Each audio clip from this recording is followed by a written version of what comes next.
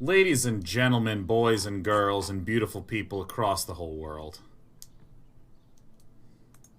It's your pal Day9. Let me tell you something. You look so good today. Have I said that yet? Wow. You're glistening. Something good happened? Your crush wink back at you? Ooh. Come to this cam. We didn't fix the setting from Wednesday. There we go. It is not Wednesday, my dude. There we go. Woo! It was so green, Corbin. It must be green. I'm having a very interesting day. Let me just tell you a little bit about why my day is so interesting. So, it's gonna require me to talk a little bit about cows. So let me actually see if this works. Let me see if I can do this. So, are we good? Let me just make sure I'm not gonna dox myself on accident.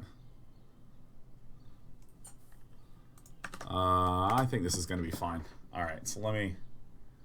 Boop. All right, so in a story about a training exercise, so none of you really need to know that much background information, except there's one thing. I am currently in the middle of running a simulation, and we're currently 1 million cycles deep on my farmer. And what does this mean? What does this mean? I'm currently running a simulation, and see this line? This is when I let a simulation run for, let's see, this was an overnight simulation, so it ran for 9 hours and 20 minutes. And I want to explain what the hell any of these numbers mean, okay? So first of all, I'm trying to teach a farmer how to do the following. I'm trying to teach a fucking farmer, a digital farmer, that it needs to plant a crop, water it, wait a little bit, water it again, wait a little bit, and then when that crop is nice and ripe, to harvest it. Mwah. Mwah. That's it. That's what I'm trying to teach it to do. And I'm trying to just give it one reward, which is you get a point for harvesting. It was having some issues. So I tried to give it a point for harvesting and a fraction of a point for watering. This is sort of like giving breadcrumbs in the learning. You don't want to give too many breadcrumbs. You want to give it the minimum number of breadcrumbs possible, ideally none. But I'm just fiddling right now, so I want to give it a little bit. And if I actually zoom in on this graph, we might be asking ourselves what actually happened in this. What caused it to figure out something epic right around 500,000 steps?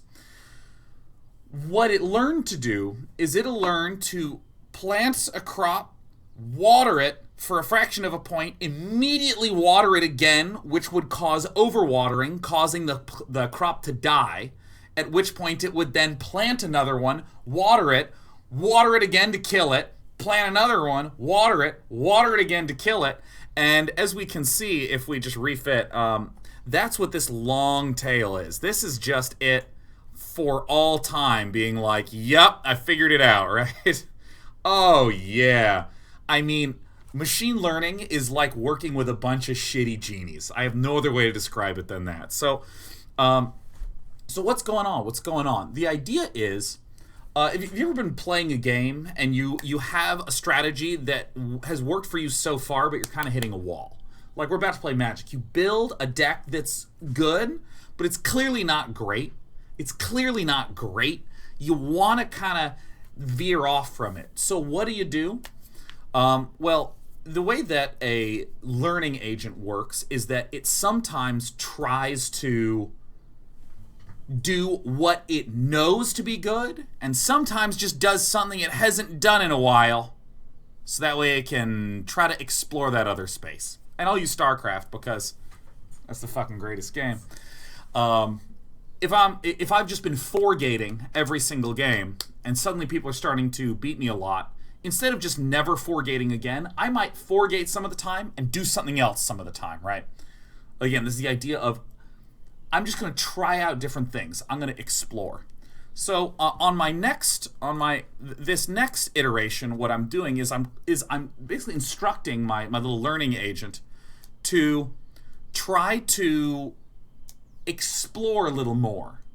don't just become convinced that you're doing the right thing. Try some other shit out. And as you see, I've been letting it run for about 4 hours right now, and I don't want to stop. I don't want to stop. I don't want to stop. I want it to keep running. So literally, as we're running this show, good Lord, why is it taking so damn much longer, huh? See, I'm also noticing that this is taking 4 hours to do about 1 million steps.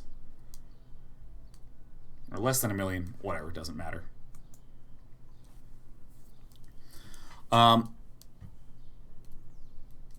So I'm trying to get it to explore all of its possible options, do a little bit more. So it might take a longer time to learn, but hopefully it actually gets there.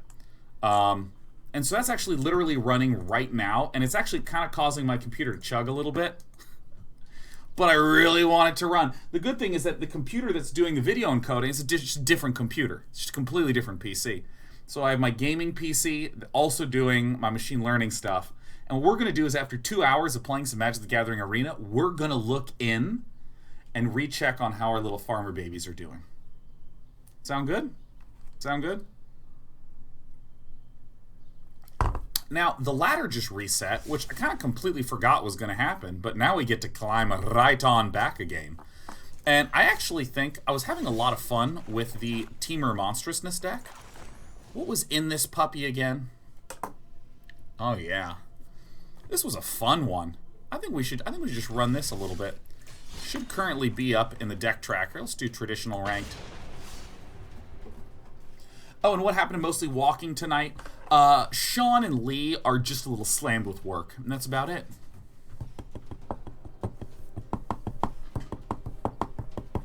Two Fish Deuces, have you considered pushing the processing to the cloud like AWS? Yes, but I like to describe that there's 3 tiers to working on it as a project. Tier 1 is my data being input correctly at all? It's just like very basic level.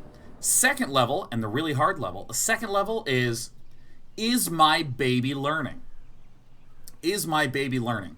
This means, did you set up your experiment in a valuable way, right?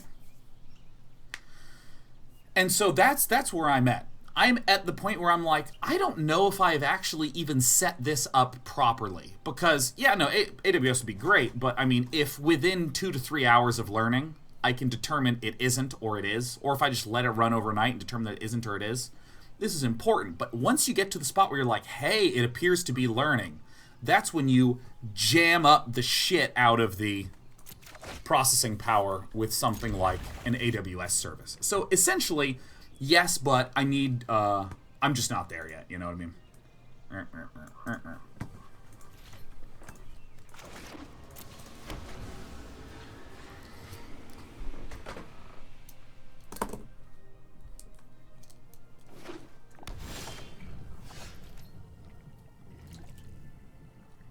Jim says, if you're doing TensorFlow on your own, just buy a dedicated computer, fire up OpenStack, and run your TensorFlow on your own damn cloud. I would need quite a lot of computers. I'd ideally, like the reason I want to do AWS eventually is something like I want to be able to have, instead of one experiment running for 40 hours,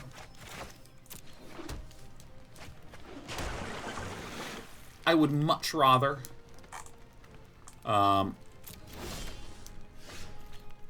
interesting. Okay.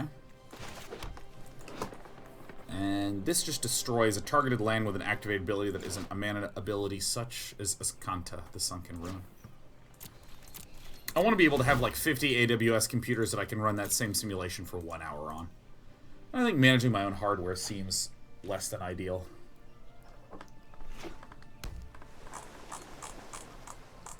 I'd like to give a shout out to VWem, who's yet again done another 5 sub giftaroos. VWem, the regular sub gift, for a total 165. Woo! Following in the wake, we have Filthy Rake with the key 10. Now, I think I wish to pay the 2 life and just play the Biogenic Ooze. Often these decks don't run counterspells. Occasionally they do. Filthy Rake Damon. It has been a minute. How are you doing, by the way, Filthy Rake? And if you received a sub gift from Filthy Rake, check in chat and say, hey, Filthy Rake is a long-time buddy of mine.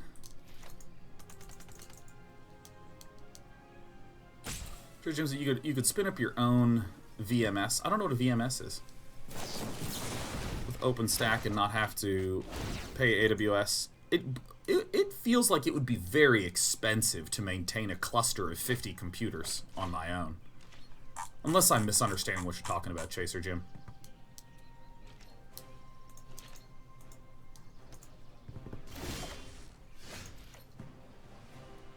Ooh, that's a little bit painful.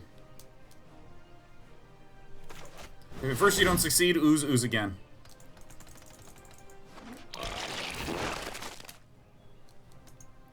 Because what I would need is a shitload of really high-end CPUs, yes.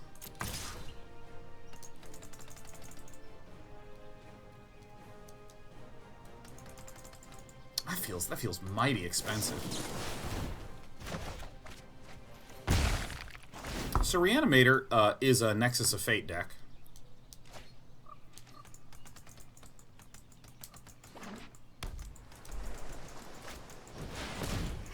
And I think it's one of those things where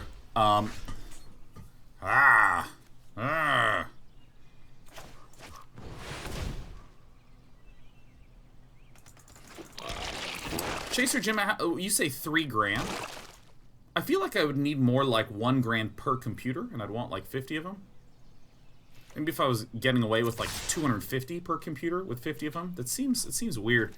Here's I think a better answer to your question, Chaser Jim, which is that if I knew the amount of computing power and PCs that I needed, like if I knew what it was I would exactly use them for and in what way, then I think it would be easier for me to justify because I could wrap my head around what I'd be doing. For instance, let's say that I needed to do something like 1 year of machine learning time 5 days a week.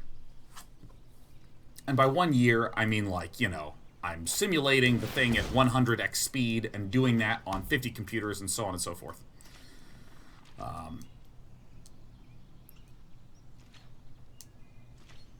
The double untap, it's going to hurt a little bit. We do have Cindervines in our deck, but that's fine.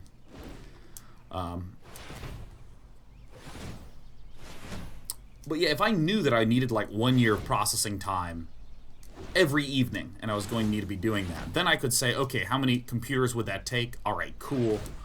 But I'm still a little bit more in the just learning the technology, learning the techniques, things like that.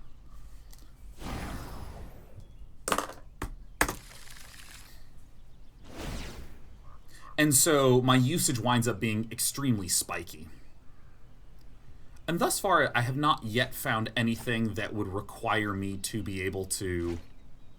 Or I haven't done anything that feels like, damn, I really wish I had the ability to do 1 full year of training overnight or something like that.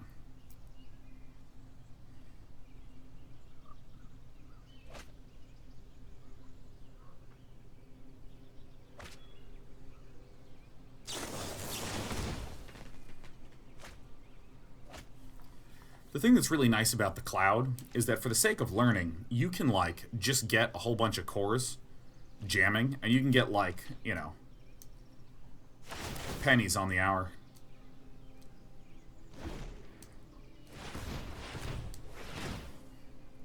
I think once I get to a point where I really feel like I'm going to need some of that stuff, I would love some advice and help on that, Chaser Jim. Because, like, I mean, I really don't know anyhow, any of that stuff works. Galloy D just hit 7-2 in the draft. Yes. At least I have a worm that can kill the Escanta.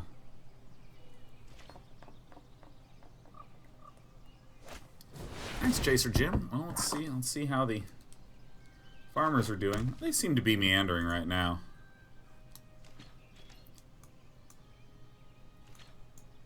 Headed in the right direction.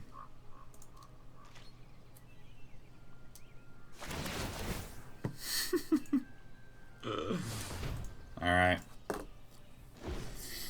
I peel a land and I can Ravager Worm that Ascanto the Sunken Ruin, that's gonna be fist pump full as fuck. Now here's another DIY question. Person of Bloss says, how's it going, Dane? I got a question. You ever try making your own salsa? I'm gonna give that a big ol' fuck no. I once tried to cook my own food and I was very badly burned. I'm like emergency bad at cooking, man. Like if I tried to pour a bowl of cereal, I might risk, you know, opening up a vein. Do you have a UI for your project? No, I got what's known as engineering art. Woo. Yeah, TensorFlow, no problem. Salsa, fuck that. Yeah, no, I'd rather do something that's low risk, like work with TensorFlow, instead of, like, maybe poison myself. You know, can I just tell you the most painful thing here? This is a best of 3. Alright, let's go ahead and just, let's see what's going on the phone. Hey, one of my friends is thinking of getting tacos sometime next week. Isn't that great?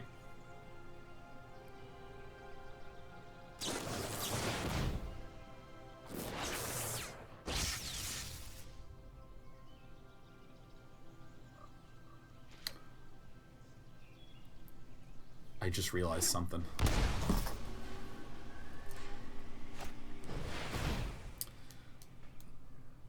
If a second Nexus of Fate pops out, that's when I'll concede.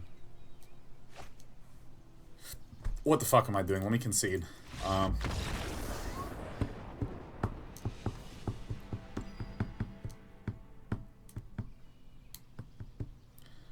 we actually have a pretty good sideboard plan. 1, 2, 3, 4. 1, 2, 3, 4. And then we are going to 1, 2, 3. Oops. Not a Carny boy.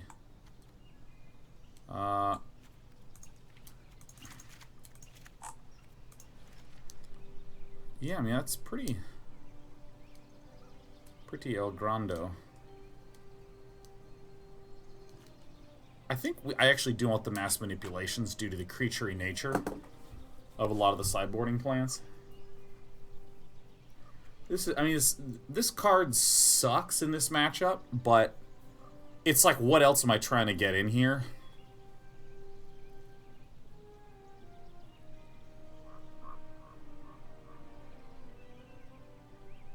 Maybe the Carny boy is the right thing to do. I'm gonna leave in a Star of Extinction because it's another way to blow up the land.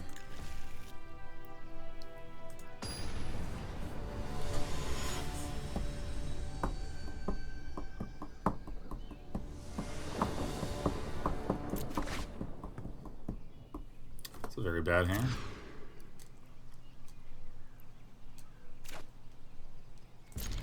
I mean, I guess.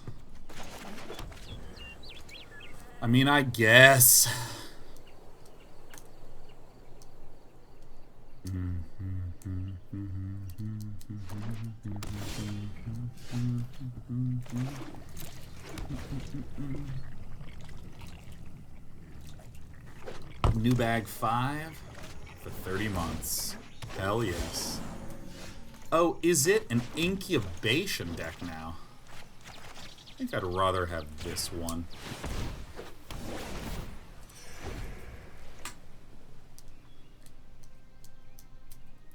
Bolus's Clutches would be nice for snagging enchantments, but it's so expensive on mana. That's a really interesting idea. That's a really interesting idea. Okay, so we're going to do a relatively simple...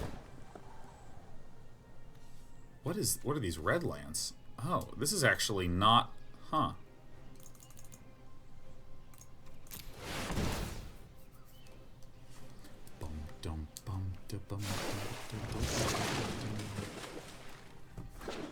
Hello, I am Crazy Boy. This is actually surprising to me that we didn't see red land in the last game. I actually stopped watching what was happening in the last game at one point, so that could have been the issue.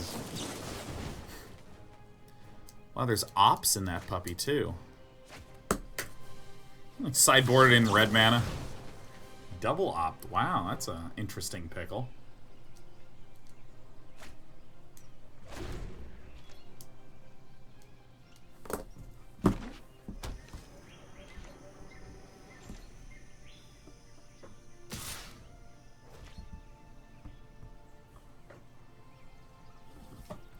I'm not falling for this. Although maybe I do want to fall for this. Maybe falling for this is what I've always wanted.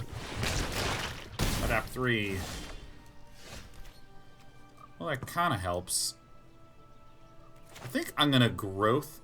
What is this mana? I guess that is the only way that I can do it. I'm going to main phase this to try to get the land. Put that down, and then just do this for 2.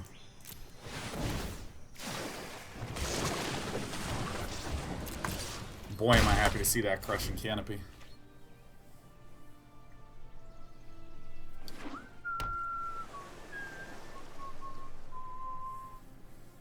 There's a bit of a danger of, like, a Wilderness Reclamation immediately ending the game in my life here. I think maybe I just permit that to happen. And play this out real slow.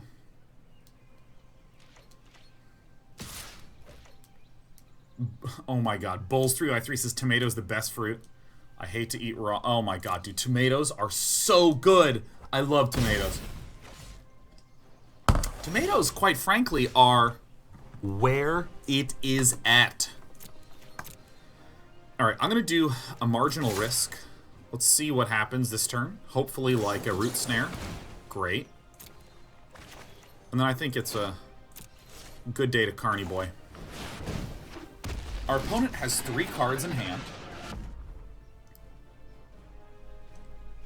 We have a lot of answers. What kills us is like Wilderness Reclamation, Nexus of Fate, and Search for Azcanta. It's like that trio. Awesome! By the way, Incubation Druid is the most painful auto-tapper in the universe.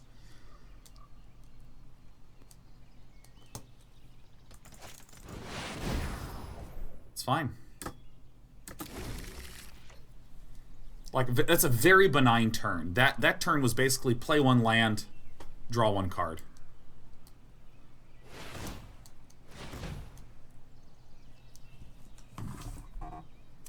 Why are you boo-booping at me?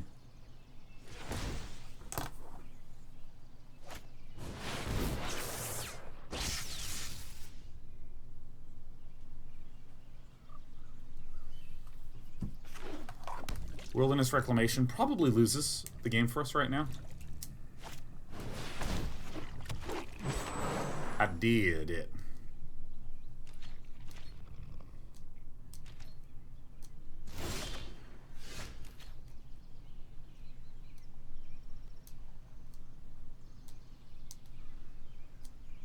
So if I attack with this, it will be double blocked, and then this will be adapted. Isn't that right?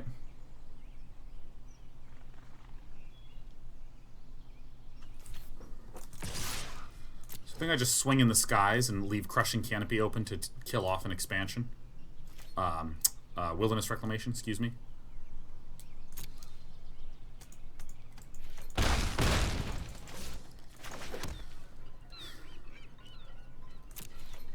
So now we have the potential to smack our good friend Reanimator with a lethal threat.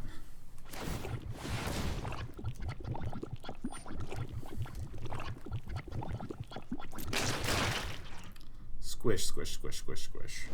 Antimania is asking if I have seen the Hearthstone changes. Yeah, man. They are Hall of Famin' Gen and Baku, which is remarkable to me. That's real surprising. Super, super, super surprising. Look, this auto-tapping is because the game just wants so badly to tap an Incubation Druid. Like, so badly. It's, please. Please tap an Incubation Druid. Please tap.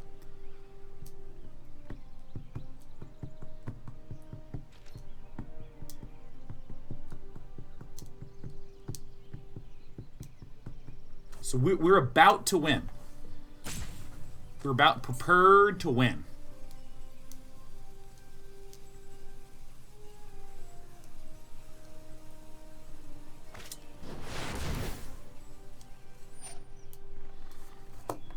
Okay.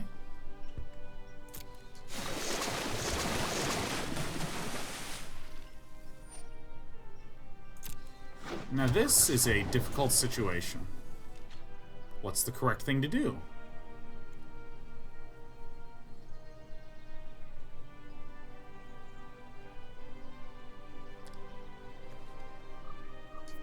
Like, I mean, I have this Crushing Canopy in hand. This, to me, says there's a Root Snare up.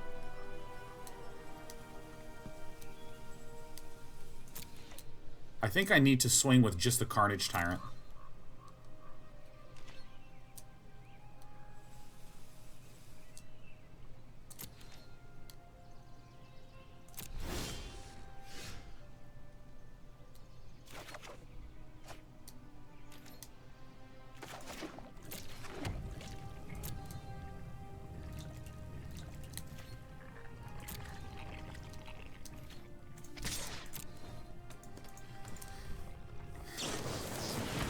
Yeah.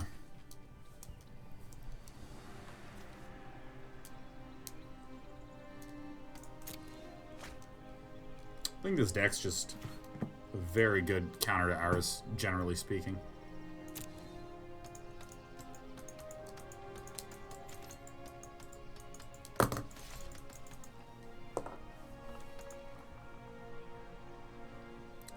I really hate to do this, but part of me wants to just Star of Extinction and just blow some shit up. I think that immediately loses the game for us, though. I'm unsure how we win. I'm really unsure how we win.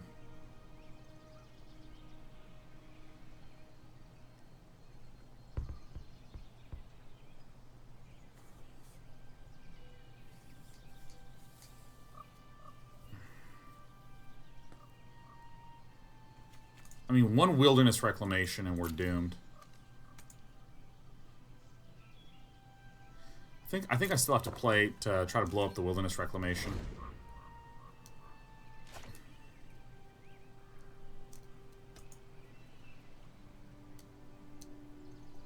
This doesn't feel winnable because I mean our deck's pretty slow. These Nexus of Fate decks are just not showing up very commonly.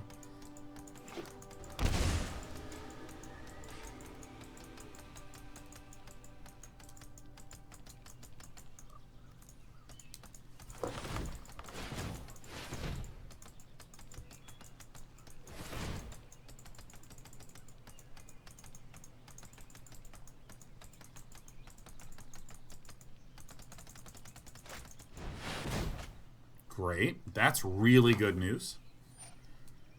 You know what? I'll let that resolve. Bzzz.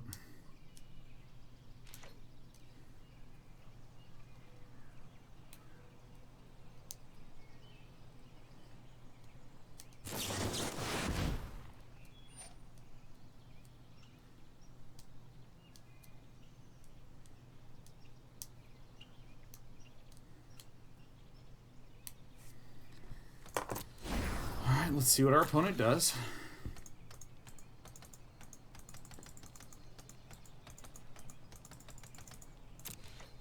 I feel like this card's eventually going to get banned in best of 3 too. So we don't block this because we still want to keep this up for a potential Wilderness Reclamation. But if no Wilderness Reclamation is played in second main, then on their end step we blow up the Hydroid.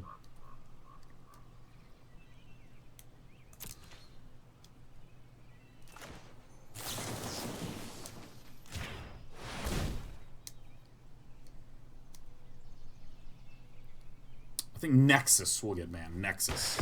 I may have accidentally said Krasis. I didn't mean to say Nexus. I did mean that. Isn't that a tease that this button says my turn?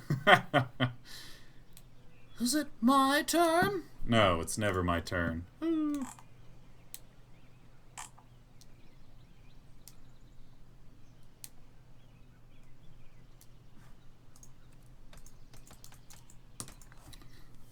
The deck du jour. Thus far, we have played. We are in the second game of this match.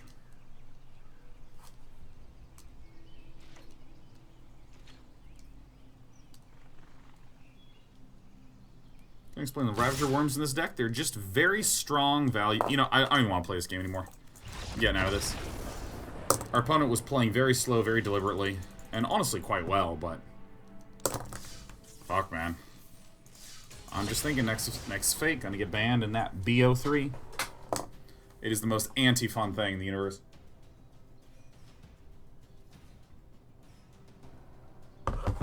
Plus the ladder just reset. Like, whoa. That was my first best of 3 since the reset. So I'm literally at Platinum 4. I cannot lose any stars at this rank. Yeah, the techies of MTG. It's the bastion of MTG. Not overpowered, but real annoying to play against.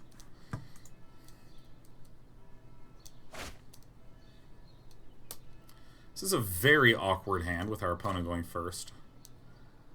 This feels good enough. If I get one more land, I get the Gift of Paradise. And nice.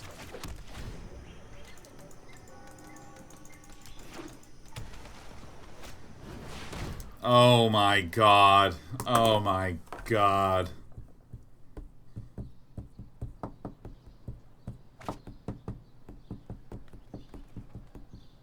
Oh, you're taking the Crazy Boy. Nice. I did it. Oh! Why did I not shock that in? I could have growth spiraled.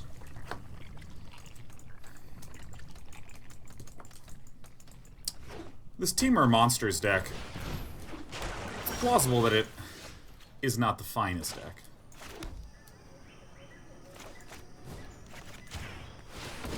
Hello. Still think we can do okay in this.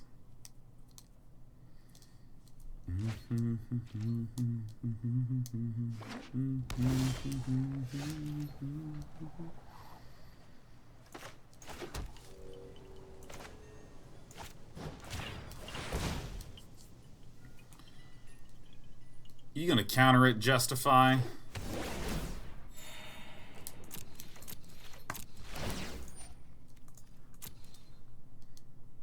Down to 4. Feels good. Seraphic Soul. This is Day 9. Always a force for positivity. It's also a great community you've built. Shout out to the Day Knights. Day Knights really are the best knights. I can think of no knights I'd rather stay up with than those sweet knights. Oh god, that's such a good card here.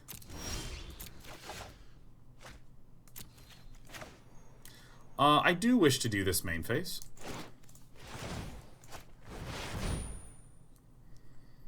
It's me, Chemistry's Insight. Because then I can very dually play this. Chemistry's Insight gets the disco, then the lava coils. Precognitive Perception. So good. I can Ravager Worm to blow up this search for Azcanta.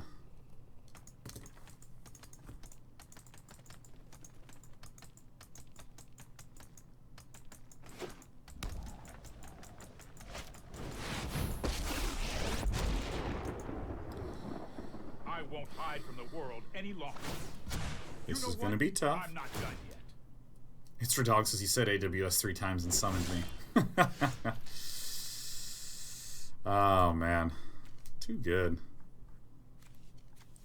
Is 3 there?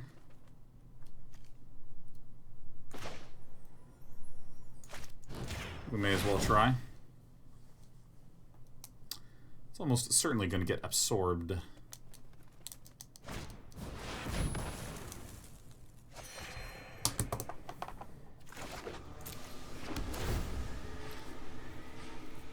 Andrew Dog, I'm having my little farmers chonk along.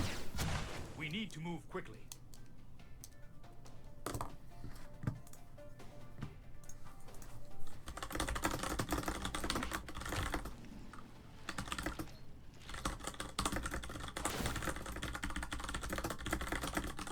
Let me ask Eric something.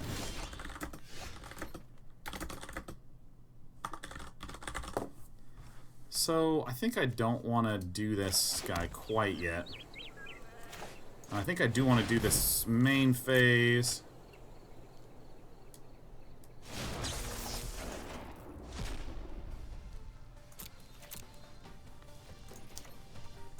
Just pass through my turn.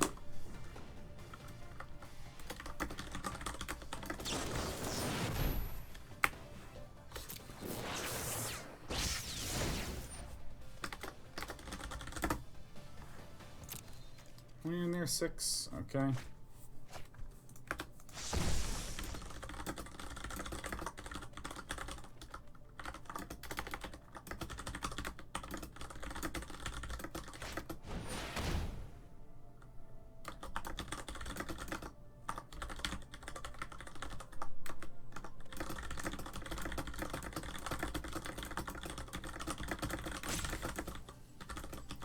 I just had a thought. I just had a thought that I needed to ask my dear man, Erico.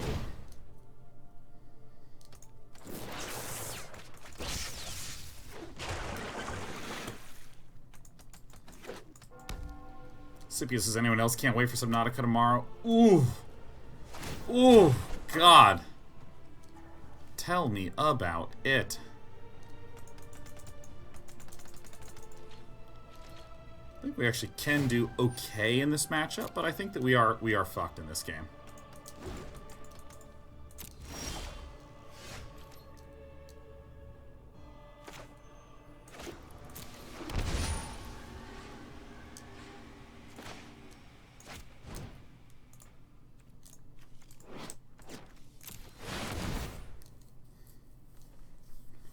Here we go.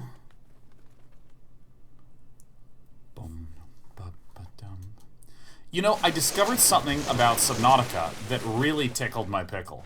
Here's the thing I discovered. The field of view setting in that game is the vertical field of view, not the horizontal field of view. Isn't that, like, this explains why I was getting so sick, because in a lot of games, I generally, I'm like 100-ish. 90 to 100-ish. So when I saw the field of view in Subnautica, it went up to 90. I was just like, dragged it up to 90. But as it turns out, I don't need all the stomping grounds. As it turns out, like, the field of view is 68. Vertical is about 100 horizontal. So I basically was playing it like, it's like a 140 or some shit. Something like crazy. No, 160. Is that right? Is it a 160 field of view? Calculator. Calculator.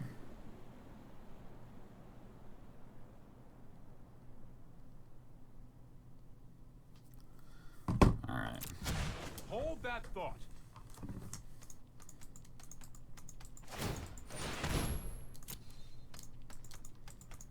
Should I have growth so he didn't discard?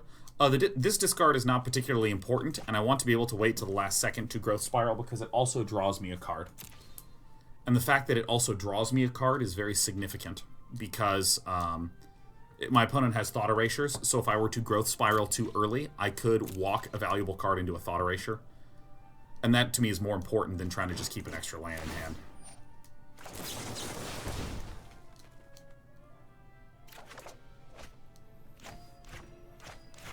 Yeah, see, for instance, if I had growth spiraled and drawn my Hydroid Crisis, and then my opponent thought erasured, then that would suck a whole bunch of ass. You know what I mean, Jellybean?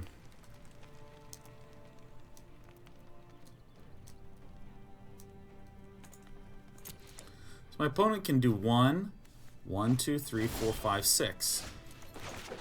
And if I play this, I have 1, 2, 3, 4, 5, 6. Wow, Exacxes.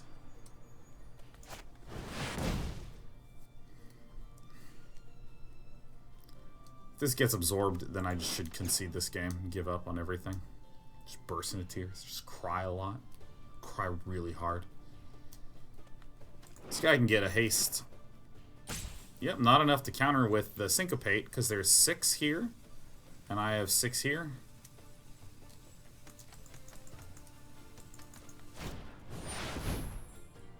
Alright, let's get out of this game. This appears to be an ultra counter-heavy blue deck, which I do think kills the shit out of this more interesting, fun, cool deck. But that's okay. We got a sideboarding plan. So let's see here. Definitely remove these. Definitely remove these. I definitely want my crushing, or not my crushing canopies. Maybe my crushing canopies. I would really like my Cinder Vines in there for sure. I'd like my Carnage Tyrants in there for sure. Star of Extinction, I actually don't think I want as much. Do I want the Crushing Canopies? I feel like that'd be good. Will our opponent board in the Thief of Sanities? I would not be surprised if our opponent was like, yeah, this is going to be so sick to board this in. I might keep 2 shocks, but what would I disco? Yeah, probably these Palaka Worms are never getting cast, huh? Seems acceptable. I'm getting rid of the Star of Extinction because I feel like I have a lot more of faster answers. I will be on the play. Nice. Oh. Coffee cup. Coffee cup.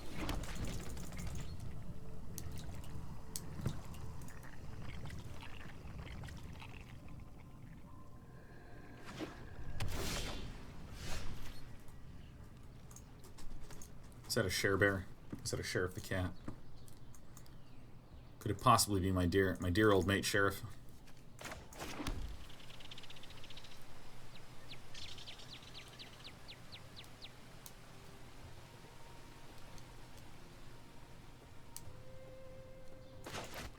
Yeah.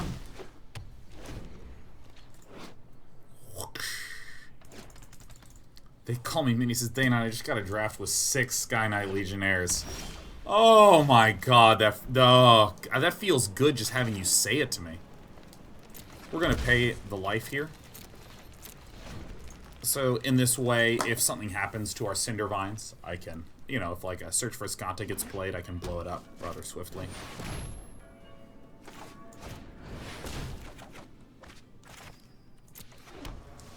This is pretty cool. We actually put in a good amount of answers to Thief of Sanity. Now, that is unfortunately not one of them.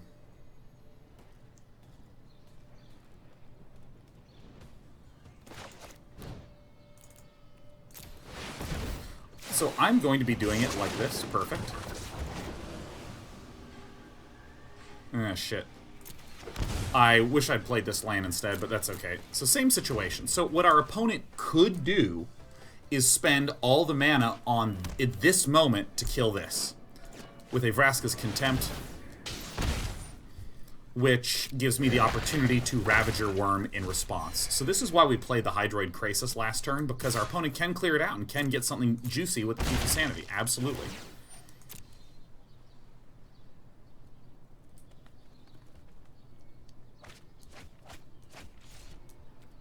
And I mean, everything in our deck is very good against us.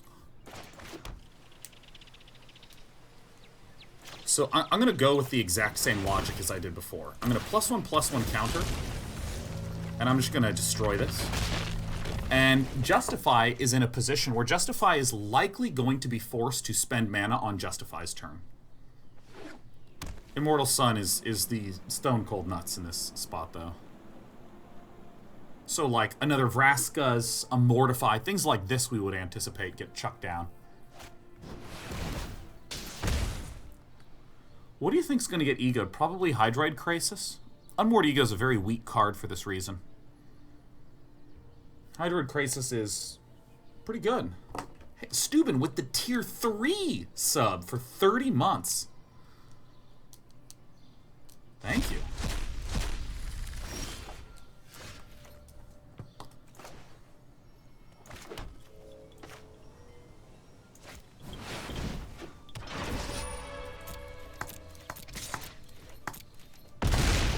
Okay, we have a handful of hurt. This is good. So, the cards that Justify could have that would be bad for us, that Justify would have seized from us, it's not a Hydroid Krasis, we know that, because we have, excuse me, we have 4 Crazy Boys in exile. Hey, Drunk Terran.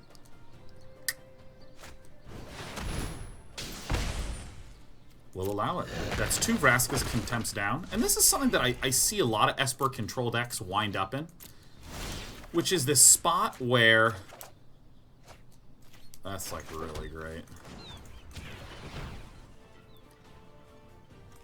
where the Esper deck basically just doesn't really have a lot of card draw in hand. And the mana winds up getting a little lopsided. We're main phasing this for sure. Okay. Mana just winds up getting a little lopsided, where the Esper gets tapped out on their own turn. We don't. Cleansing Nova's bad for us. I don't really think almost anyone runs Cleansing Nova anymore.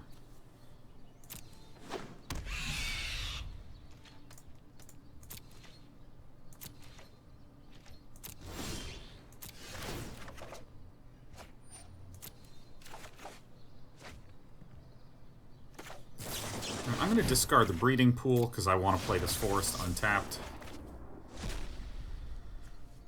I am going to play... No, do I just want a Mass Manipulation for one?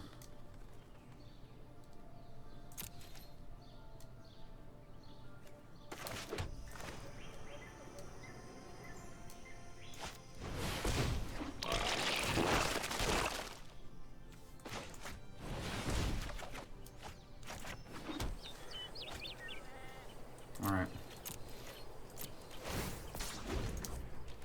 I think we're in an advantageous position.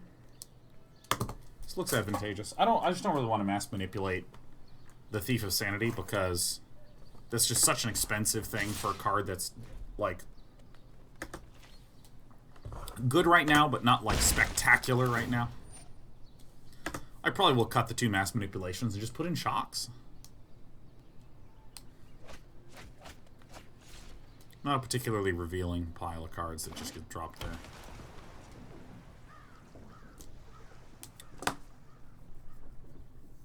Ravager Worm would be okay here. Yep. Just go ahead and take both of those now.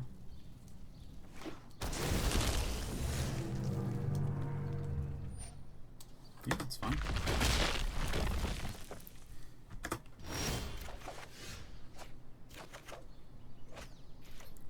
I like mana. Go ahead and take control of those. That's nice.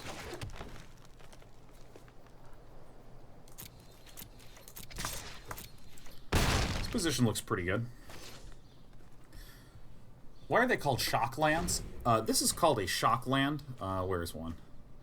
This is called a shock land because you can shock yourself for 2 damage when they enter the battlefield in order for them to be untapped. So they're a very painful land. It hurts. It hurts badly.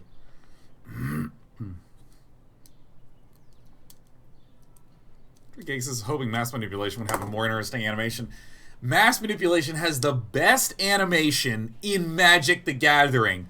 You just go this and this and then just woof, and it's the biggest swing. Like, we just 4 for 1. Right? We 4 for 1. 4 for 1. And you know how it felt? Hilarious.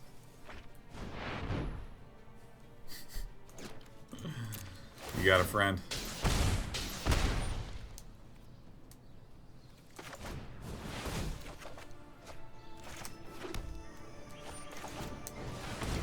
Mass Manipulation's pretty fucking funny. Good. Crushing Canopy is real nice. I can now kill the Thief of Sanity. You get it?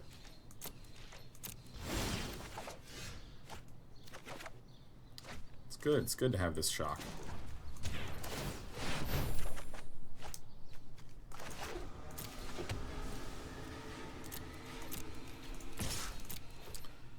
I'm thinking I'd love it to Fairy, you know that? I would love it to Fairy. This is mine. That's my card. This is mine.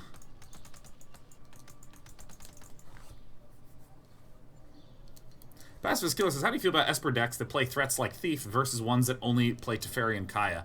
I'm 99% certain that Justify is a Teferi deck that only runs... or is a Esper deck that only runs Teferi and Kaya, but in the sideboard has 4 Thief of Sanities. Sorry, I'm late. Sorry, I'm late. Oh, that actually felt pretty great. Something like this. Not a big change. But I think they're really cool. I really like the Esper decks that only run a Kaya and a Teferi. I think that's like super dope. I realized Immortal Sun and conceded. Yeah, happens a lot. Immortal Sun is just one of my absolute favoriteest, just glorious cards. Oh my god.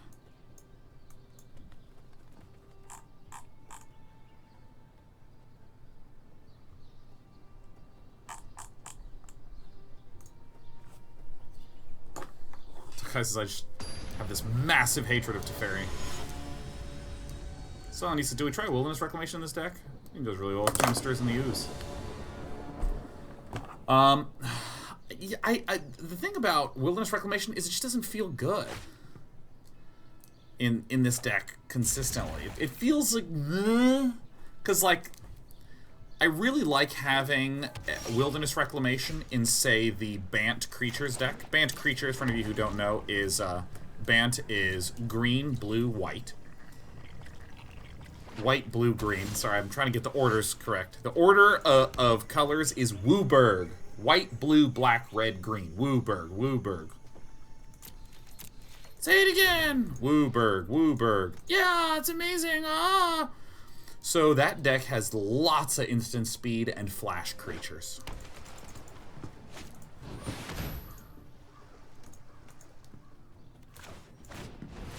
Great.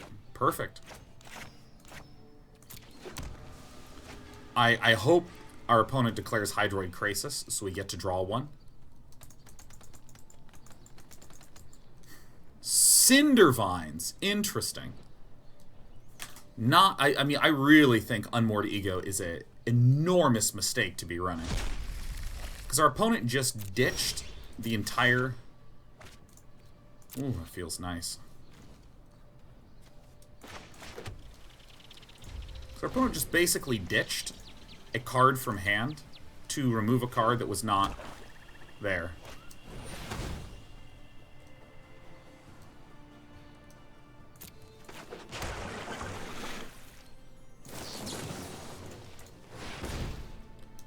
I mean, the Cindervines is a threat that's in my deck. And yeah, it can be annoying, but it's like... I have distributed threats. As opposed to, like, if I'm a Nexus of Fate deck and you Unmoored Ego me, that's pretty boss. Kind of hate to be in this particular spot, but we're hoping that Justify spends all of Justify's mana on Justify's turn, doing a Thief of Cianity.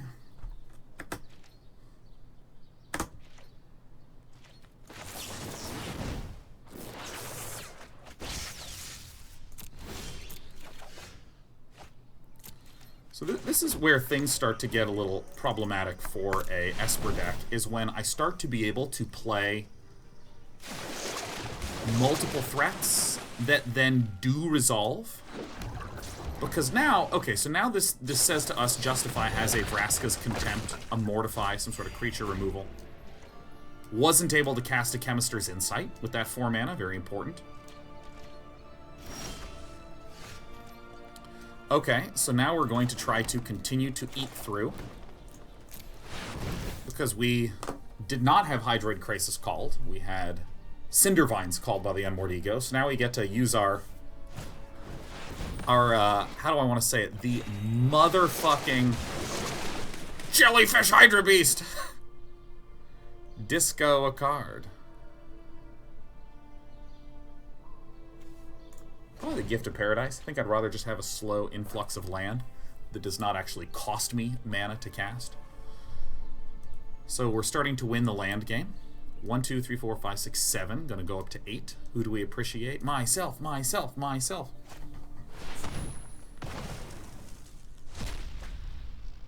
Can we just appreciate the fact that this was done on the main phase? So now, what do we want to do? What do I want to do? I think I'm just going to go ahead and pay the 2 life and do X equals 6 here. I mean, this is an absolute just wrecking. What do we need more of? I think the Steam Vents is the one to go. Yep. Steam Vents. probably do want the Arch of Erazka. Hinterland Harbor's the better land because it comes into play untapped. So now Justify. So this is what I mean by the sort of mana getting out of sync, where our opponent had to spend mana on opponent's turn instead of on our turn. So now Justify. If Justify wants to deal with the Hydroid Crisis, it's going to need to be mana spent on this turn. Could be a Tef. Gets shocked in. Only 1 white mana. It's very bad news for our buddy.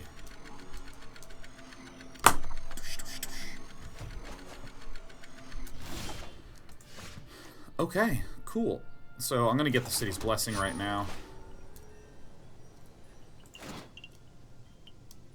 Does it have to be tapped that way? 1, 2, 3, 4, 5. 1, 2, 3, 4. So I should be able to do this, right? And then we do green, green. It's a good thing. It's a good thing one of us is paying attention.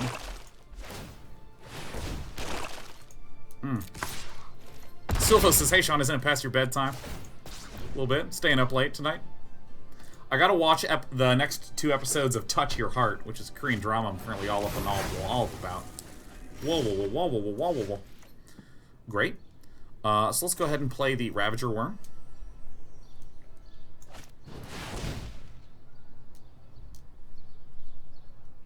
Just continue to apply pressure.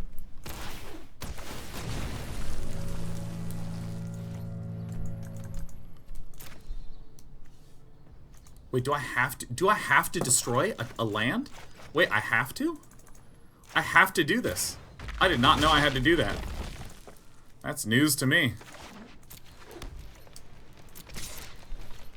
Screws up my play a little bit. Just hit done? You couldn't. You can't hit done.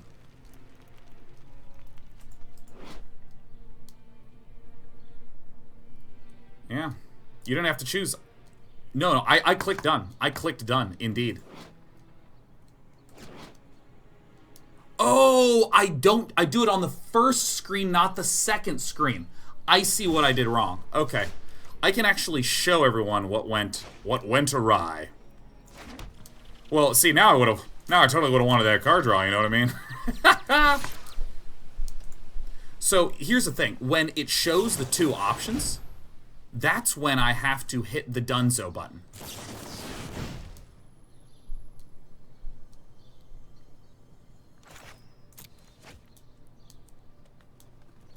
After you've clicked one of the buttons, you can't hit cancel. So, it was a bit of a misunderstandy-poo. Alright, well, great. See, and I can actually show it here. Like, if you play this Ravager Worm here,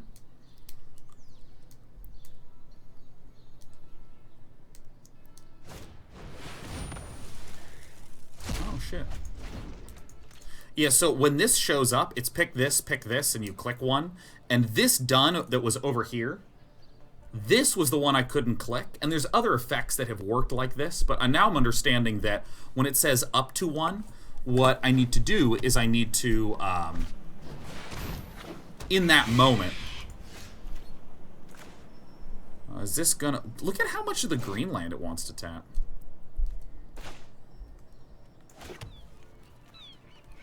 Okay, so here's a blue, here's a blue, here's a green, and not this one, here's a blue. Biogenic Ooze. Hello. Could get countered.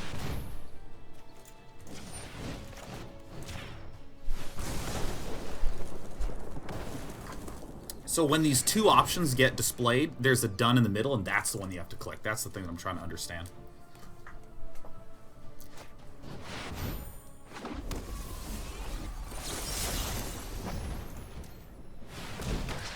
I can show it next time I get a worm out.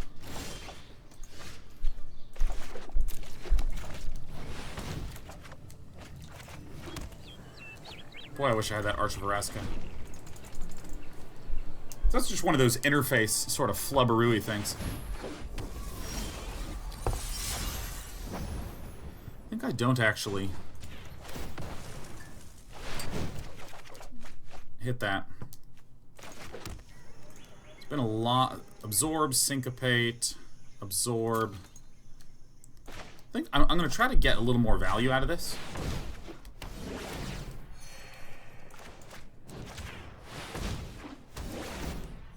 Sure wish I had that Arch of Arask.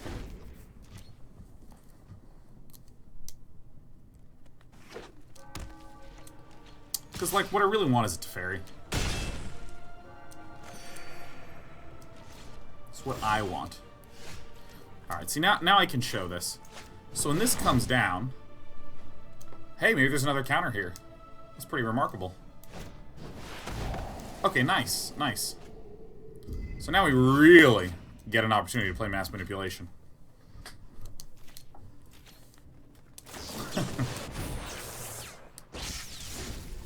Chemist's Insight there. Right, our opponent was down to 2 land. Oh, fuck! Alright. Fuck. Alright, we probably lose right now.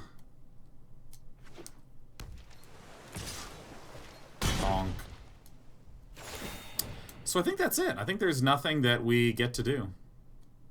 I'm just gonna go ahead and concede.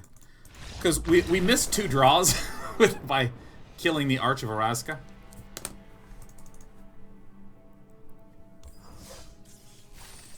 Yeah, I mean, with the Arch of Araska, we actually get more options.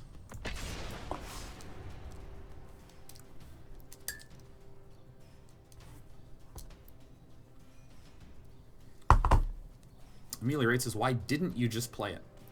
It's a sorcery speed, so I can't, in response to the Thought Erasure, play it.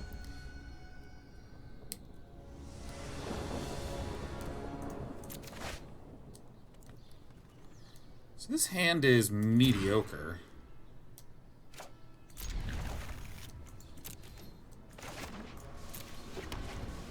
And before ending your turn, because we were down to a single card in play, and we had just eaten through a large number of our opponent's counters and removal spells.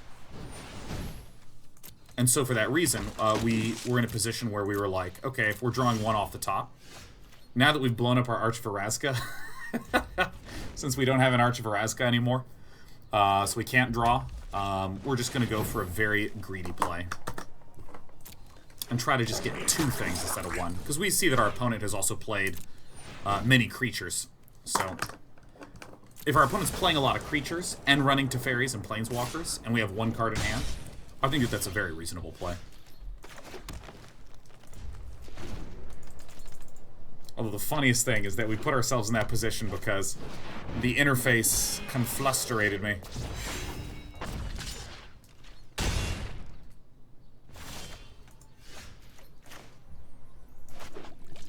Yeah.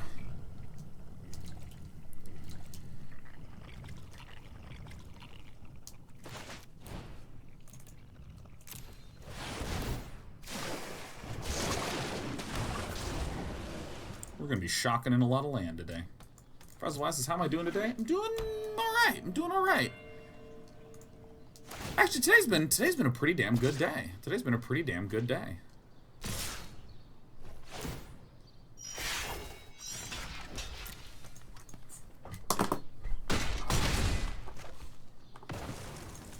Went to the gym. Had just some fantastic conversations this morning. Let us see here.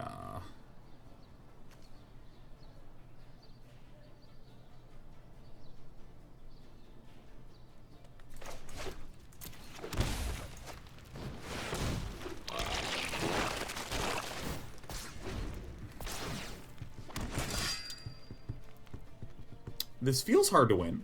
I think we're gonna win. Did you see Mario's game today, says Silvos? Yeah, I saw Neep. Fucking, actually, wait a minute. I had a good day. I forgot about that. Today was good. And let me tell you why today was good. Because ESL, holy, I'm dead as shit. ESL was on for SC2, and I watched a bunch of that. Watched Neeb advance to the round of 12. And then, I got the opportunity to watch the shit out of our good buddy, NC Esports, play against Team Liquid. Holy shit, was that so good, man.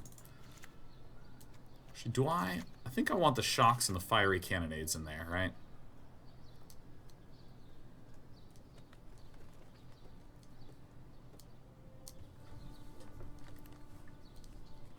I think that's too slow. I think the mass manipulations are way too slow.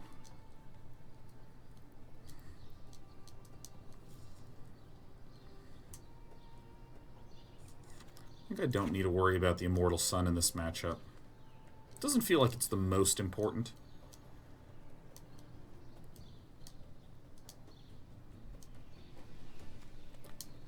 Is this too much? I don't think it's too much. What do we do against Aurelia here? Ravager Worms are very good against her. Instant speed removal is very good.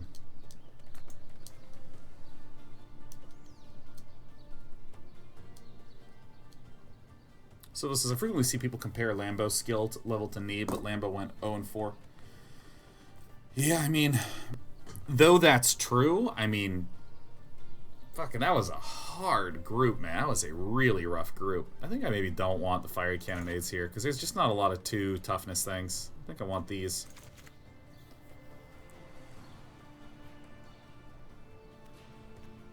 Actually, this seems better.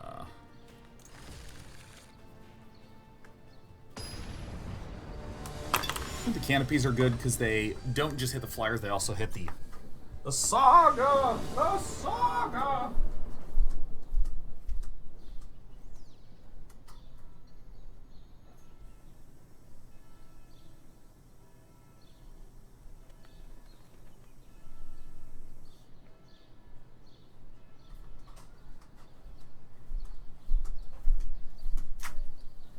Ah! Do I want to play first? Oh, please. Well, that's just a very good hand, isn't it? Oh my god, and then Purge played against Slacks and the funniest fucking thing. Pay 2 life. There's a few very, very quite so scary things that I want to be able to blow up right away. God, these are some draws.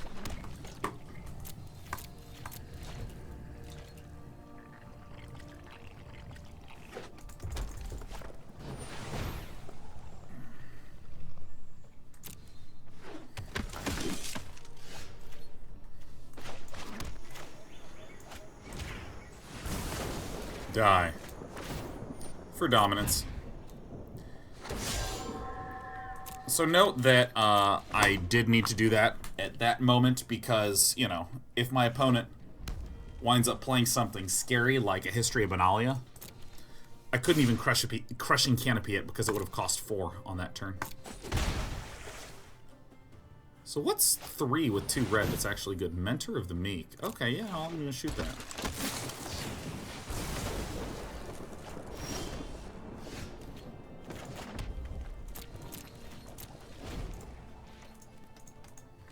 I might just Growth Spiral anyways, man. Ugh.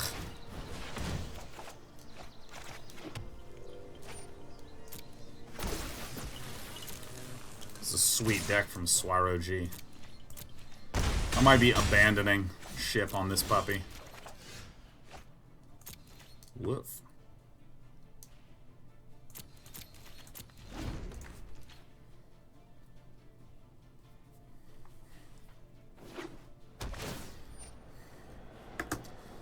Stalking Saber says, this may be a more complicated question, but when do you use burn spells like Shock and Lightning Strike to the face versus removing threats? Generally, it falls into, there's 2 big categories it falls into that just helps with decision making to make it just way the hell easier.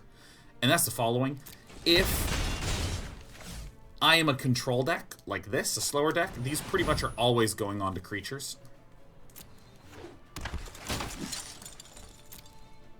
And if I'm in aggro deck, it's almost always going to the face.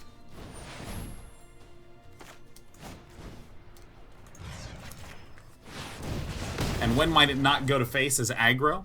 If I am clearing the path for one of my creatures. Oh, this just sucks a big pile of crap, huh?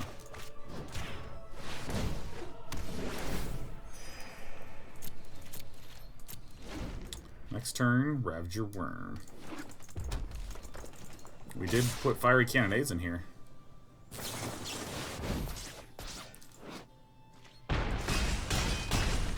Oh, yeah, because this thing costs 3. That's my bad. Woo! I did not think about this correctly at all. So we dead? Yes, we have dead. We have dead. Let's make some adjustments to this puppy. I have long thought that this mass manipulation is maybe a little too cheeky for this. I mean, it makes me chuckle. Granted, but I think it maybe is not the right fit. I think actually maybe 1 mass manipulation and then 1 chemisters.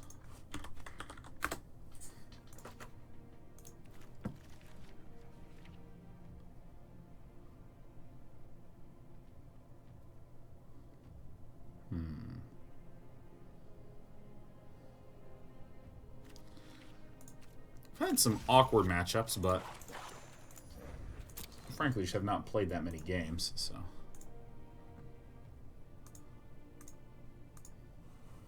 We had some good results before. Teamer, Rant Monsters, V10. Oh, this is V9, isn't it? Can you tell us a joke, Lysozyme? Nah. I'm less interested in the memorizing of jokes the older I get.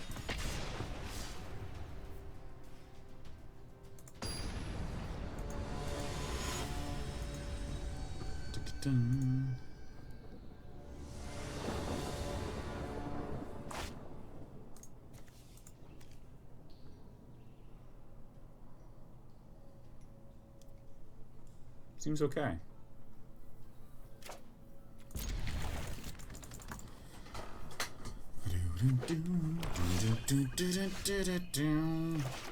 Enters tap.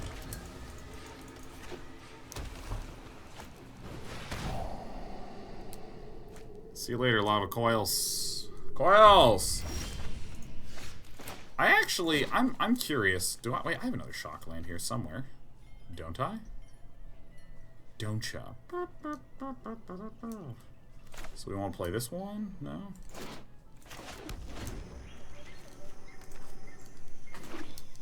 Part of me wonders if we have like a 100% win rate with whenever we get the Immortal Sun out. Just run like 4 Immortal Suns. Just put 4 of them in there.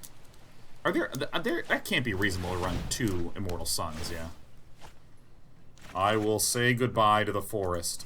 This biogenic ooze coming down is pretty fucking sick though. Like this can just win the game.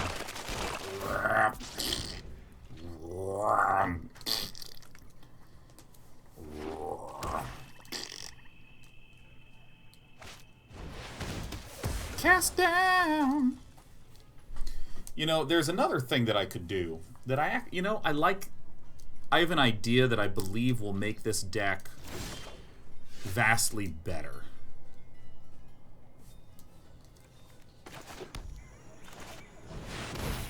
I should +1/+1 counter. No, haste. I should cut some of this Sheevan Fire Shock nonsense and just put in Growth Chamber Guardians.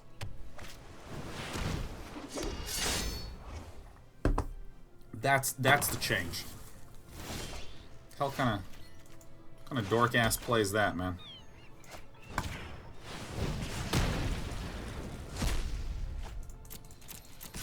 I think I need to go back in time and actually just play the Growth Chamber Guardians, and that's good. Or maybe just Incubation Druids.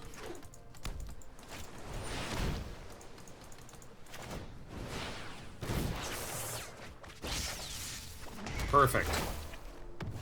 Goodbye, my wormy buddy. Where's my Zakam? Incubation Druids or Growth Chamber Guardians, I think she might be fine. Feodonis Climb doesn't solve any of the problems that we're having.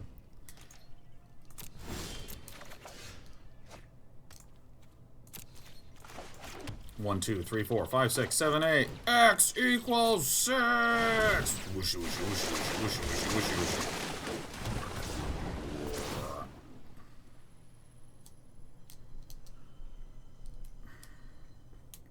I don't want this, man. I just don't want it anymore. Surprise, motherfucker.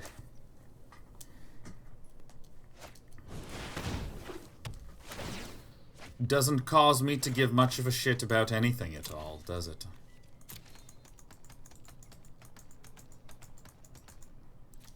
It's time to begin the flight of the crazy boys.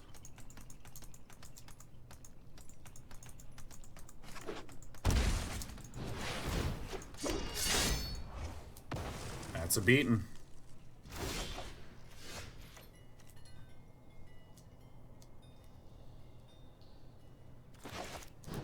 I mean, I think I just keep x equals 6 in this shit.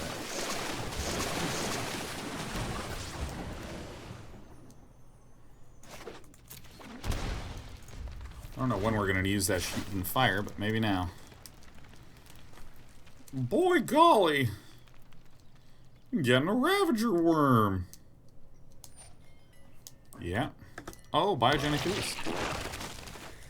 Forgot that was there. I'm like fucking really good at this game, dude.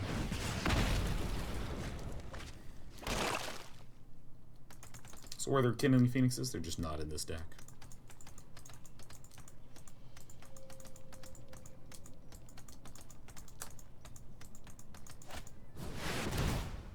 Hybrid crazy boy.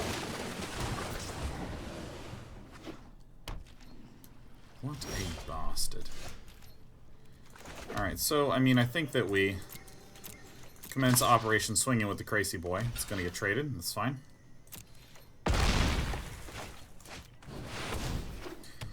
I like Growth Chamber Guardians. I like Growth Chamber Guardians.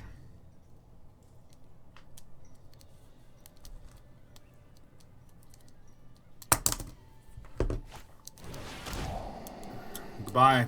Goodbye, Palaka buddy. You served your duty well.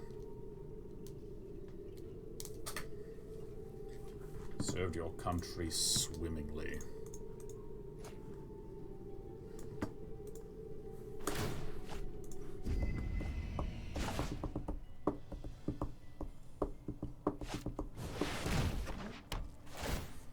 It becomes discarded. I mean, I still got a 7/7 down here, so it's gonna need to get contempted. What a prick. Let's just see something real fast here.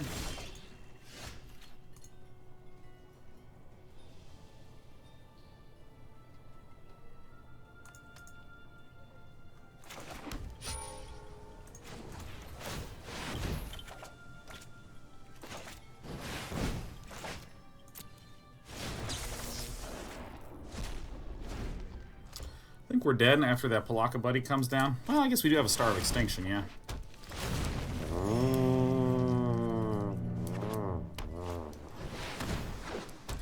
Thief main deck. No way, man. I mean, that's on one hand, that's good. Absolutely paying 2 life every single day. Goodbye, Steam Vents. Show me what you got. Oh, I thought that was a Star of Extinction. I was like, I'm the best player. 1, 2, 3, 4, 5. Okay, let's just do this. Alright. Put it out.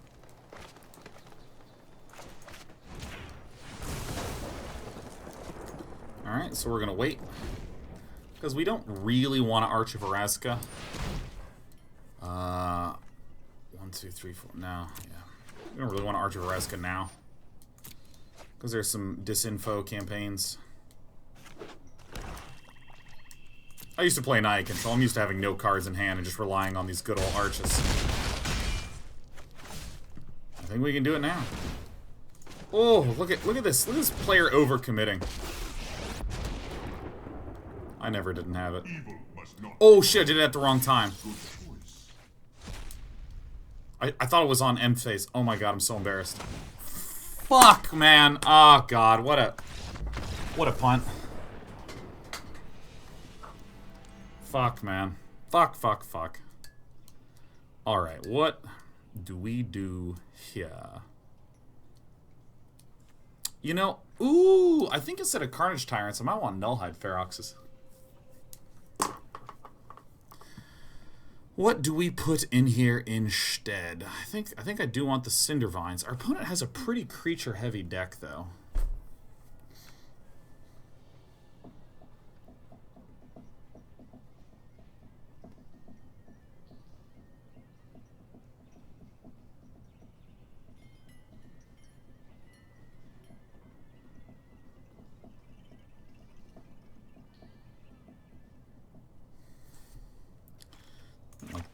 Like this, and then like this. I think that's it. Keeping the Shiv and Fires because they can deal with the Thief of Sanities. They can also get more than 3 damage in, which is good. I think I still want most of everything else.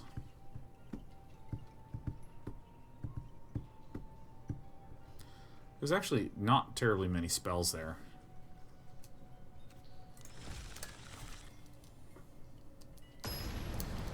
Maybe I should actually run the Nullhide Feryx main deck. Maybe.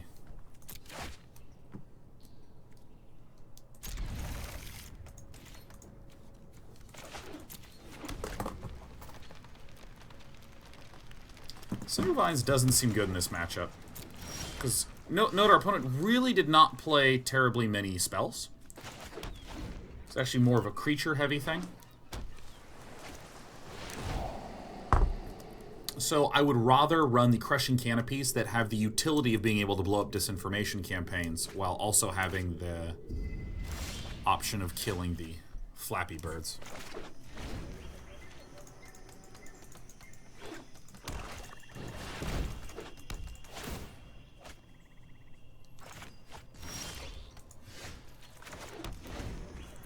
I might get a really fast Immortal Sun.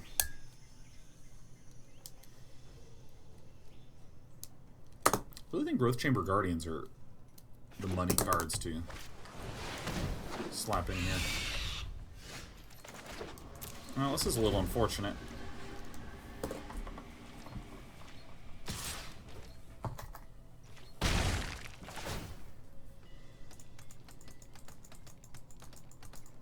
Well, I want to play this one first. Wow, chucking a Ravager Worm. Oof. Biogenic Ooze? Perhaps. It's fine.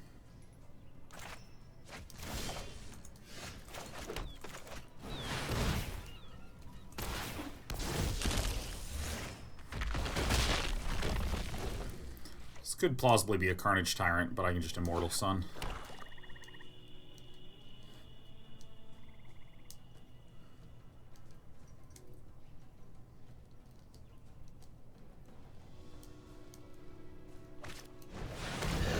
I think I actually wanted to cut the Palaka Buddies. Oh, that's grand. We did it.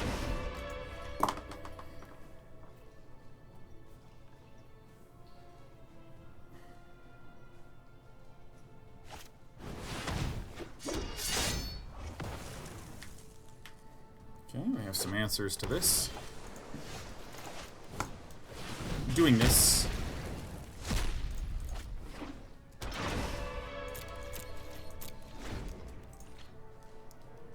Do the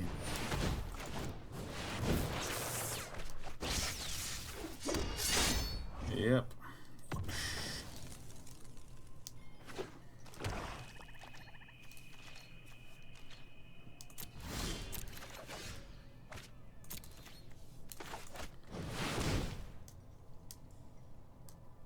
That really sucks.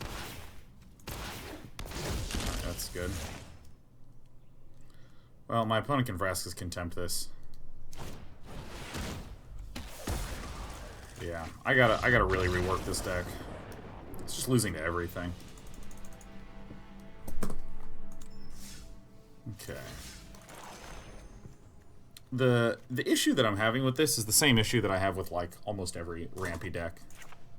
Is the inconsistency really stings. So I think the Ravager Worms have been underperforming. Let's get the Growth Chamber Guardians in here. That's a very good way to actually spend the mana and have a more even curve. I think I do still want the Ooze. I think the Ravager Worms are just the one that are... It's the inconsistency of the spikiness that is actually the issue.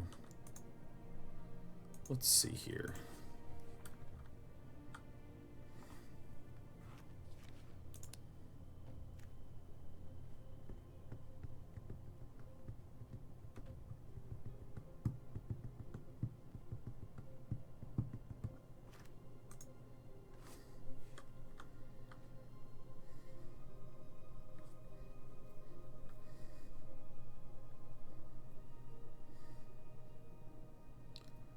Let us see here. Do I actually want the Nullhide Feroxes in the main deck?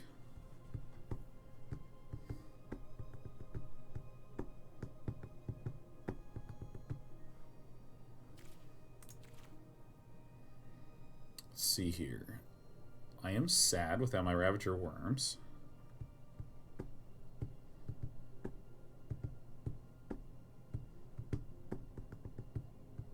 Nullhide main feels weird and feels bad. Ravager. I'm gonna try putting in just 2 of these things. This is gonna help with a ton of our issues with this.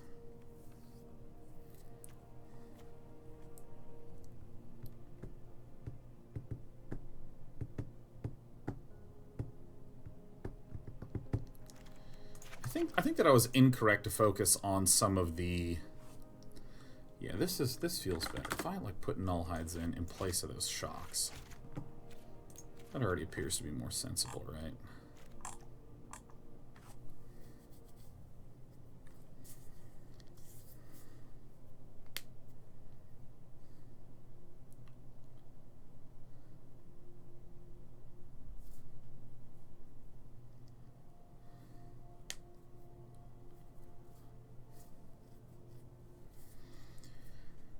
Let's think here.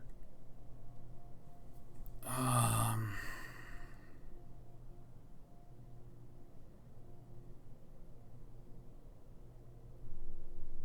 gonna do my mana base last.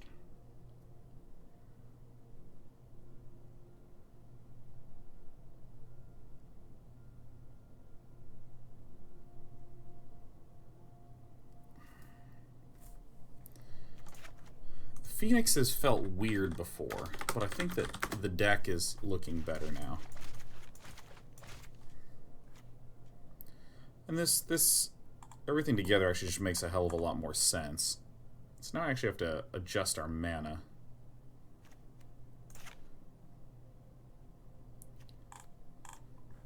Let's do it from this angle. So we have kind of Memorial to Genius. Does that make sense? We have a lot of double requirements. That's fine. They're on the more expensive side. So what we really need is red for early game. So we have 8, 10, 14, 15. And then forests are 8, 10, 16, 16, 15. And then we have 6 and 6 is 12 and 13. Probably can't get away with that, can I?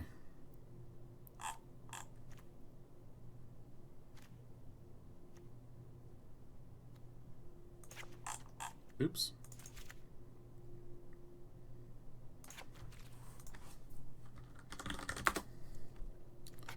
Let's do an island.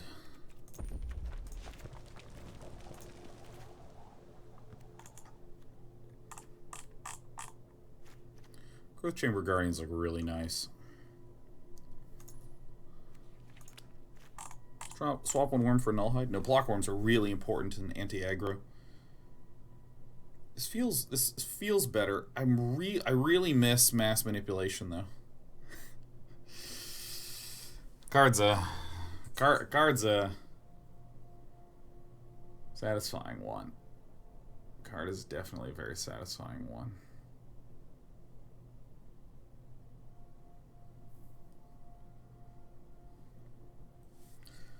One mass manipulation for the sideboard. You've convinced me, my friend.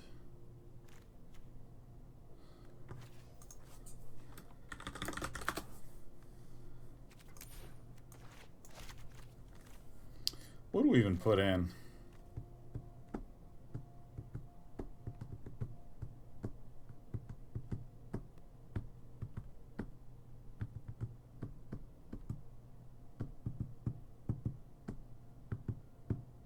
Whatever, man. Export. Alright, version 10.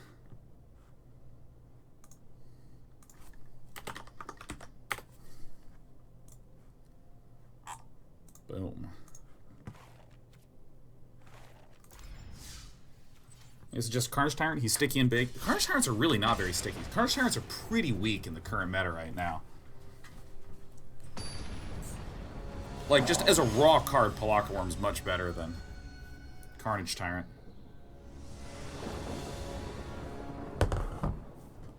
Play Fist. Nice.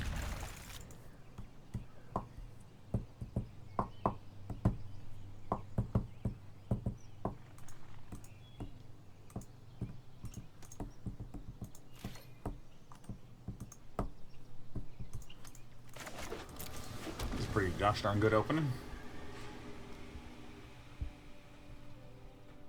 This Kantas instead of Paradises. As Kantas would be pretty weak in this deck. There's some filtering we can do with it, but it doesn't ramp for us.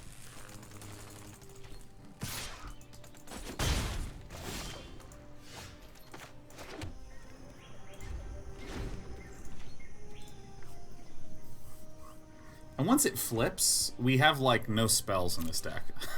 We have, like, all creatures.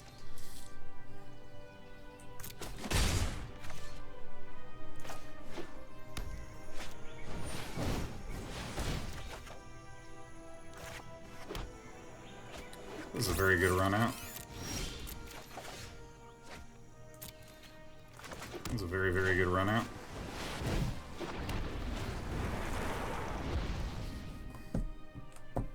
Creature spells. I always hated the definition that they're all spells. Everything is a spell. They're not, dang it. Alright, Wizard's Lightning on the Rekindling Phoenix. Fanatical Firebrand taps to kill.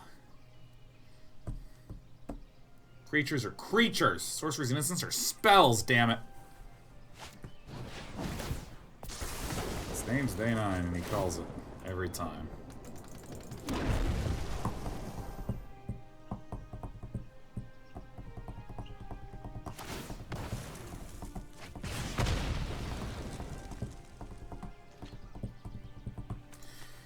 See, this is part of the reason why I'm interested in trying the Growth Chamber Guardian, because Growth Chamber Guardian is an unusual form of card draw, but it's card draw nonetheless.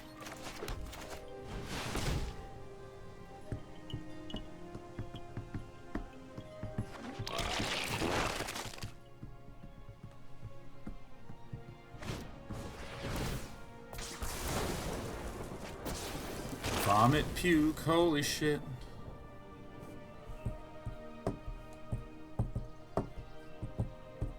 How's Uzbin performing? This deck really is an excuse for me to put in some of my favorite cards. It's not really relying on the logic of proper deck construction. No! Experimental Frenzy.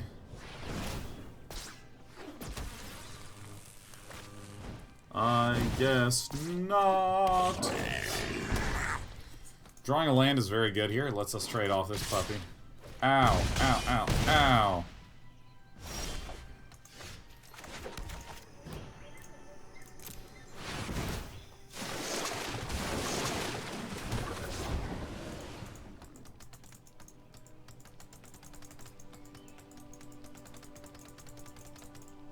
I'm at 9 and I'm feeling fine.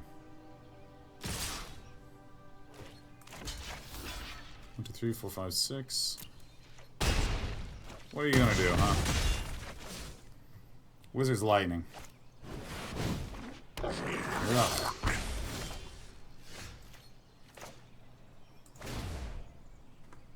I don't see a way to win this.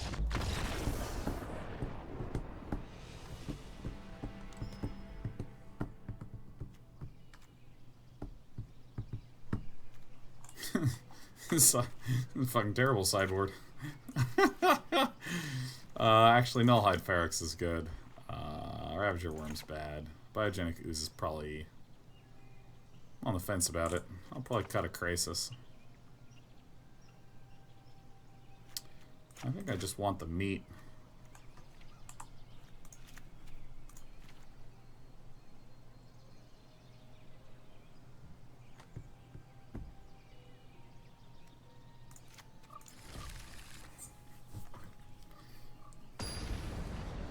I just want the meat man. Day 9 versus J. Elliott 8. What's Sean gonna be on? The play. It's almost good. Better, but not good. Let's get that one out of there.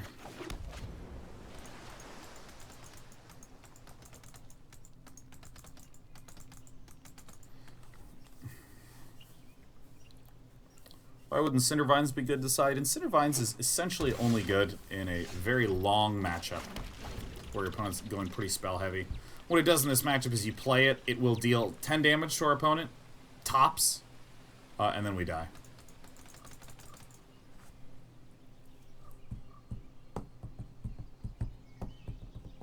So Cindervines is one of those cards you look at and you just fantasize about all the spells going off and all the damage it's going to deal back, and it's just going to feel so good, all that damage I'm going to deal back. Alright, I'm in my own personal hell.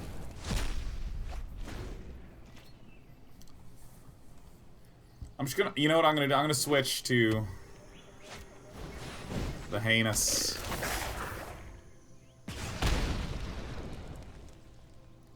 Good old heinous.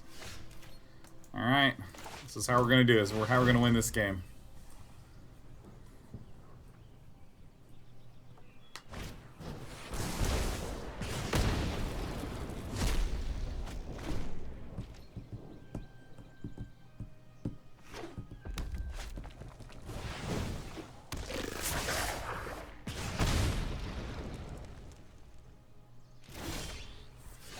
Alright, that's that. We're just getting out of this. I hit audio because it looked a lot like auto. The whole day was a wash.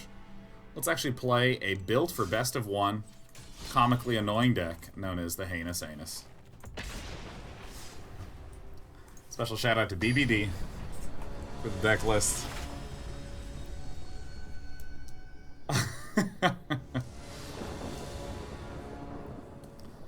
Alright. A deck that works. I need to build a more reasonable ramp deck. So to the summary problem of the deck that we saw me just running, the summary problem with it is that it needs to hit ramp cards in order to participate, which is very different from a deck that can take advantage of having a lot of land, but doesn't need a lot of land.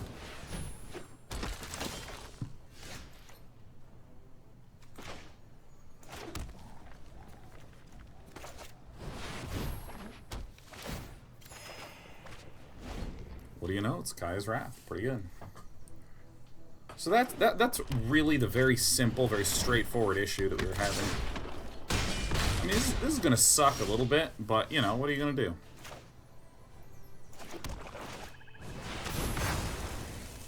We have Dovin's Acuity for the Oodles a draw. Whoosh, whoosh, whoosh, whoosh, whoosh, whoosh.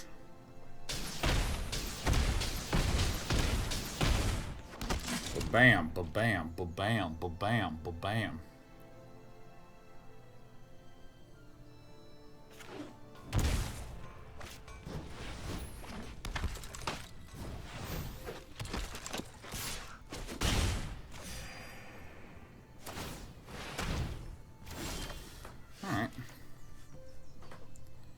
Alright, so I mean, I think it's pretty straightforward. I think we're just going to Vraska's Contempt, the Hunted Witness. Get that Dovin's Acuity back there.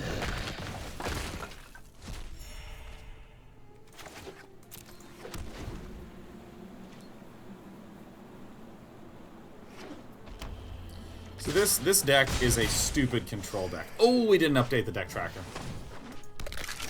Leave it to that day 9 to always forget.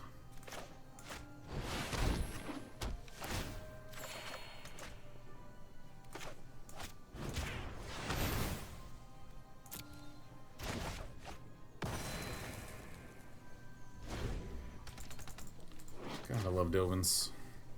It's gonna be activated. Oh yeah, only when you've put the paint on, huh? It's me, Gutterbones. It's me, my friend, Gutterbones.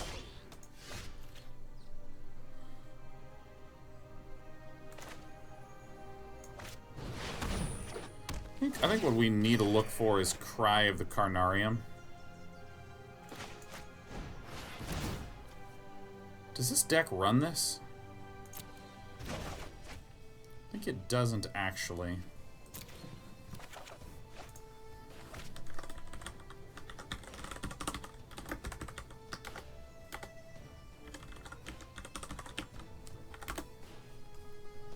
Let me look up something. I forgot if this deck still has Cry of the Carnarium in it.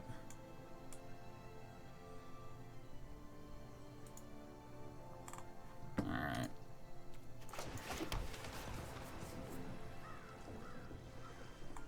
Pretty sure it doesn't, but it does have Cry on the side. So we're gonna do this. Yeah, there it is. Boom! Alright. Bing bong, bing bong. Let's get some more creatures out there, man. Holy shit.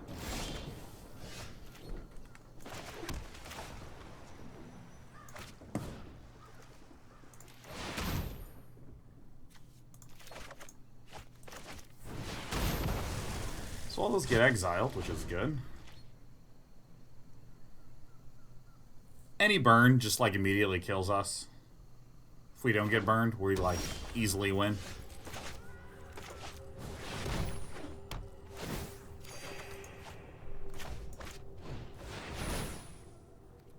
Take action.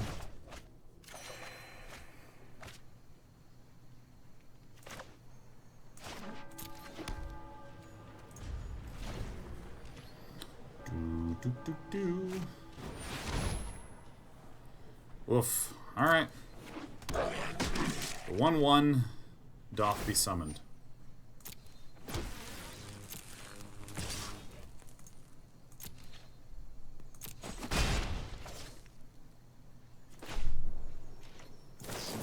Alright. I probably don't need another one of those. Good.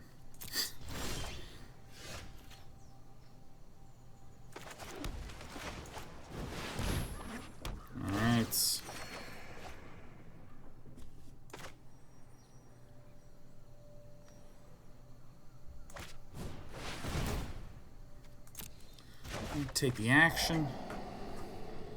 Dovin's a cute. Yeah, I want all this, man. It's Kaya's.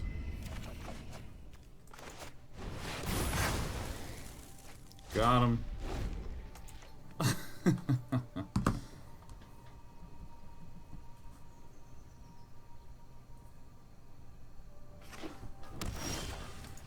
Alright. So, the nickname of this deck is the Heinous Anus. I think you might be identifying a little bit as to why. That is the name of it.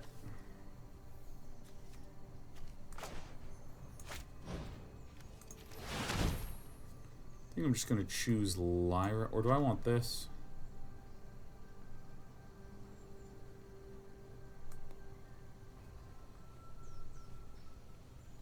I can also get Sanguine Sacrament. Yeah, that seems good.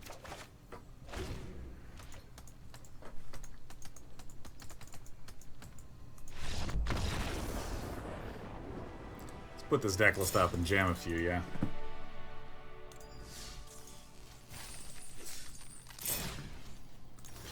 Alright, let's... It's a good looking deck. Look at that, we got a Pip on the board.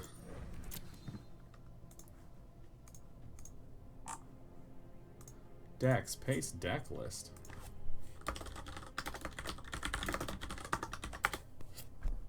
Alright, perfect. Yeah, I'll set that one as current.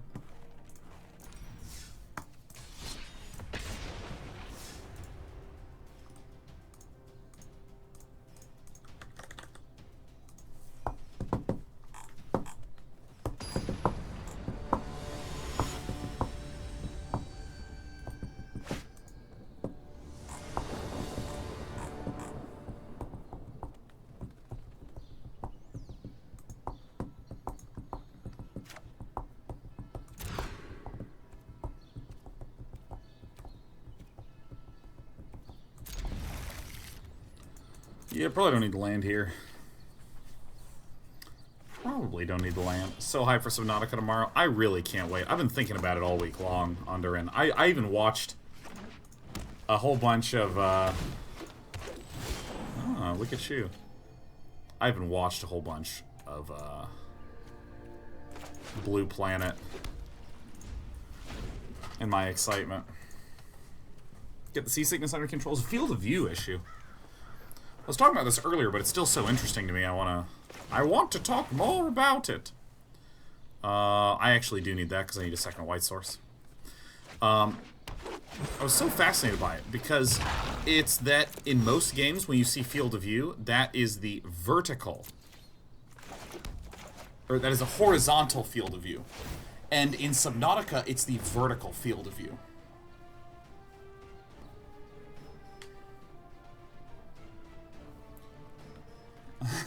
Doctor says, oh my god, your base near the farty porpoises is the best. Yeah! Yes! Well, that's not going to get to live for long. So, how do I want to do this? Well, I think I'm just going to play the Godless Shrine. We're going to mortify main phase to get rid of this Beast Whisperer. We're going to return that to the hand. And the Shift of Horizon is field of view. If you don't know what I mean by field of view, then it's just a field of view. I mean, I could go into detail and explain it so else, but I'm just realizing that I'm a little tired. So I don't know what to say to you. It's just a field of view. I don't know. It's just a field of view. It's a field of view. How many times do I have to tell you? But anyways, field of view broadly refers to the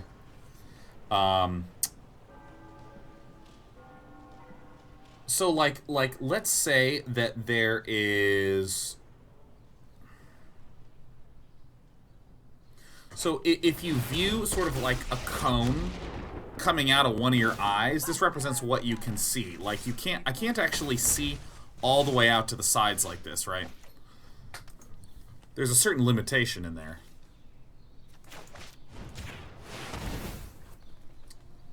Take action. Back to the ship.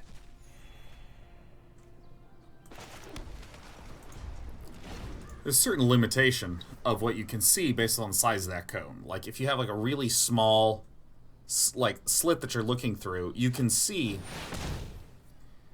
Really? Really? There's a Vivienne?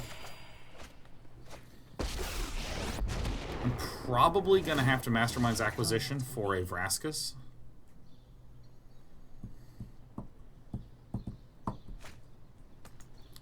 And so there is this idea of, like, your natural view of the world as a human being, and when it hits the monitor, ideally what happens is it is as though...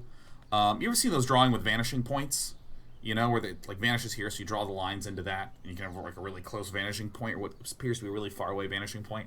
You ideally want, like, your real-world view, sort of like the way that your vision goes in. Imagine drawing those lines out. You want them to sort of line up. To where that field of view, again, if you were just drawing shitty lines, lines up with your real-life field of view in a way that looks, at least in some regard, natural.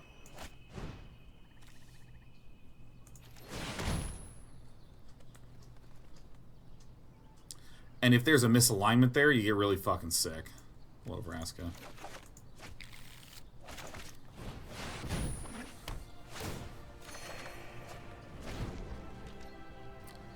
So what happened is, generally as a number. So first of all, that makes sense. You're trying to like line up the, the way that you have your own real life vision field of view with like the in-game field of view, trying to get those to line up. I don't know how to explain it better than the vanishing points, which is kind of a shitty, but it's hand-wavily fair enough.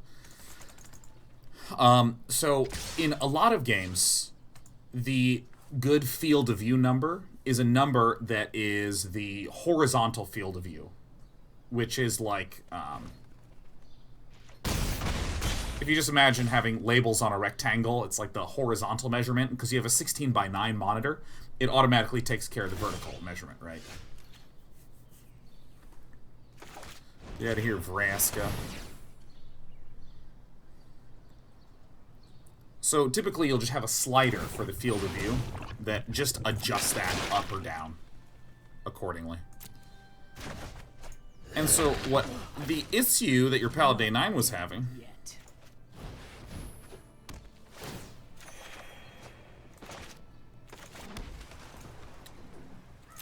was that the field of view, that slider, almost always in all games is the horizontal measurement.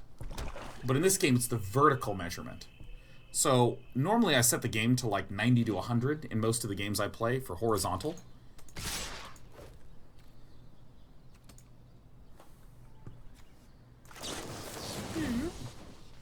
It is a good day to opt. I don't want that. I want my Kaya's Wrath. I can just dove in forever, dude.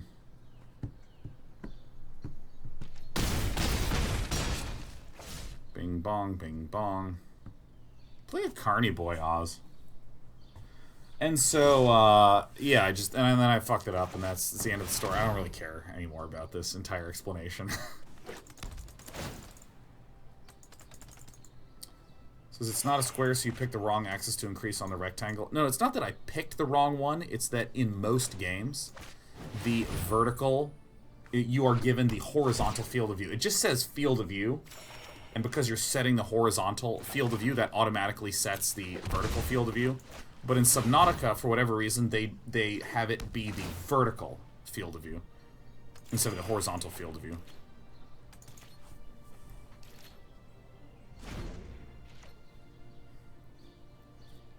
This is what someone informed me about on Twitter. So basically, I wound up setting it to, like, crazy high number. That was bad. Dude, look, I have the most acuity. I have more acuity than you do. I mean, I'm probably just gonna masterminds into Kaya's, because, like, what else are you gonna do, man? Boop, boop, boop, boop. I'm gonna have to use my last Masterminds acquisition to clear the mines.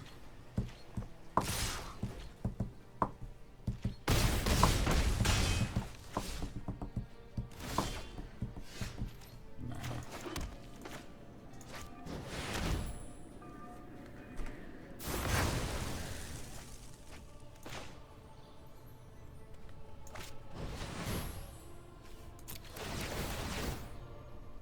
Yeah.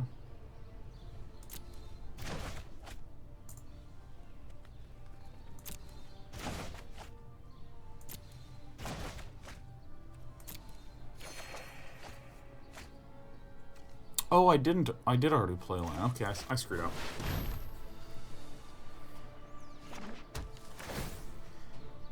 Good night, Silvos.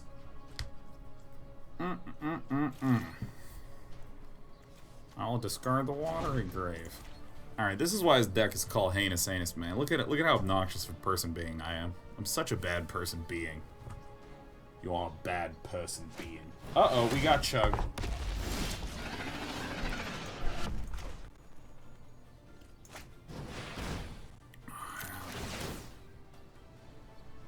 It's better. It's better. Look, fix itself. No problem.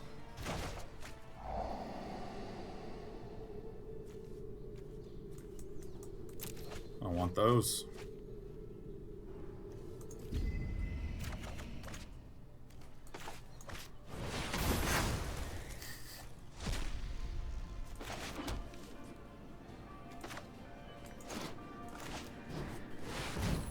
keep going. What's the win condition of this deck? It's in the sideboard. It's not here. It's in the sideboard.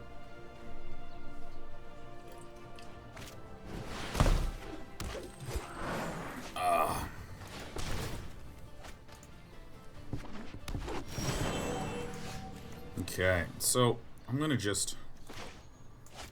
have to do this sooner rather than later. So there's this card that no one uses called Clear the Mind. Target player shuffles their graveyard into their library, draw a card. I'm gonna go ahead and get this now. This player's gonna shuffle it up, baby.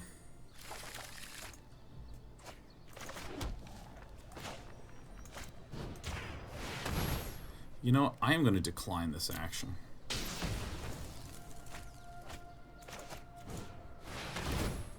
Yeah, I'll take that action.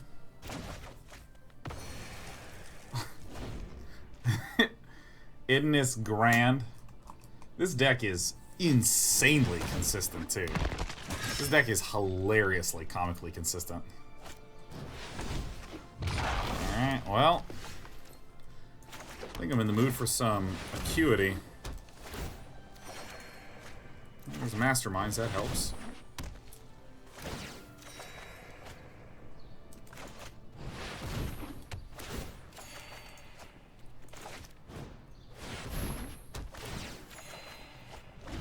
I love this card, dude. Sampiece is clear that mind. Yeah, baby.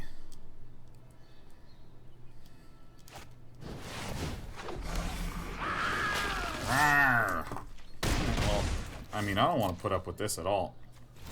We got our Masterminds acquisitions back, so I'm just going to go ahead and search our own deck for a Kaya's Wrath. That seems pretty good, right?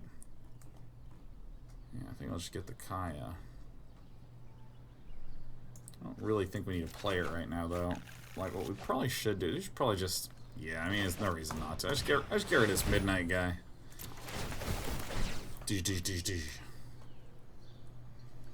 Yeah, I'll take action on 2 of them.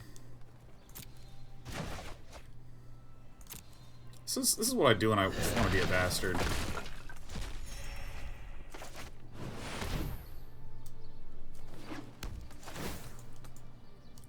This deck also main decks 2 Unmoored Egos.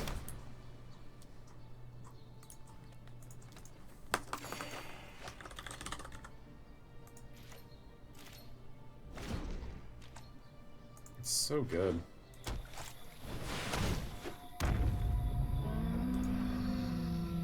Uh-oh, you got me. Oh, it doesn't. There's no Unmoored Ego. That's in the side now. It's in the side. Okay. Alright, Oz. Welcome to Magic. Uh-oh. How much health would we be at, right? Like, can we... I mean, I think I can really... It's fine. I got a mission briefing. It, like, doesn't matter, man.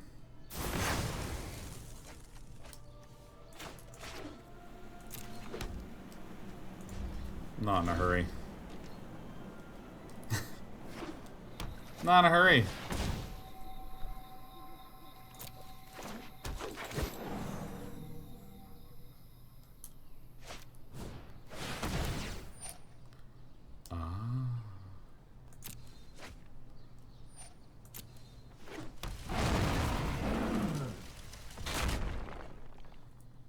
Should we just deck enemy?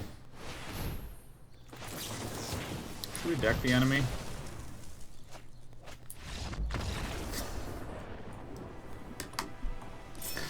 This is such a dick deck. Such a dick deck, man.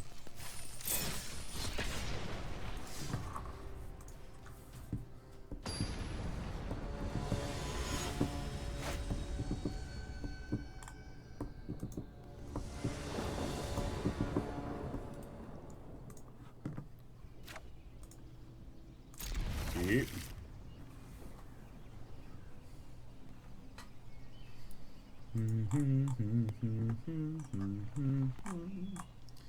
Oh,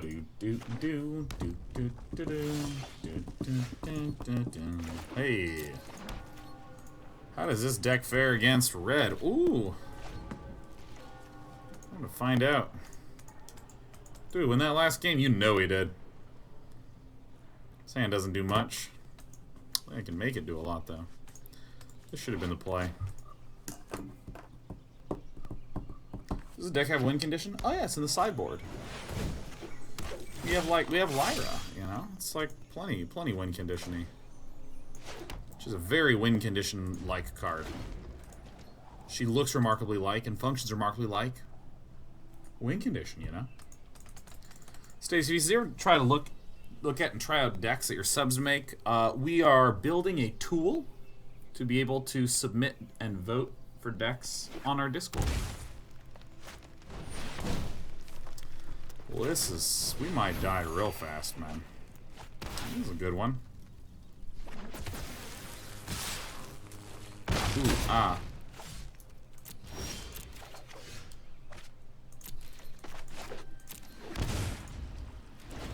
I think the world's telling me something. Why not Esper Dragon, man? It's more that I need a reason to do something instead of a reason not to do something. You know what I mean?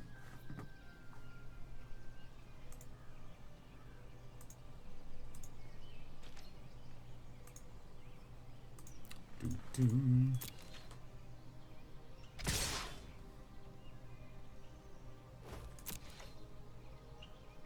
think it's just double opt. That seems pretty reasonable.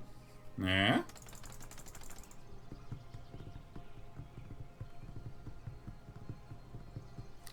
Solarin says, quick game recommendation, Sean. I've been playing the hell out of my time at Porsche. If you're not familiar, it's an indie Harvest Moon Stardew Valley-esque third-person game. Really enjoying it. Thought you'd like it, given... Yeah, I've been hearing some things about that game. Don't need these negates. Ooh, we got some acuity coming up, but it certainly isn't going to help us at all. We're kind of in Kaya's or bust. Yeah. I don't know why I ever would bust. Not a very Sean-like thing to do. So let's take a look at. So I don't know if we'll stabilize as a result of this. 7 damage on the board is pretty scary.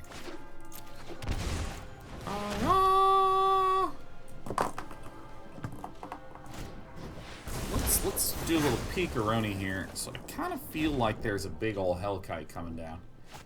What is my time at Portia? Oh, we're dead. GG. Wow, this is fucking beautiful.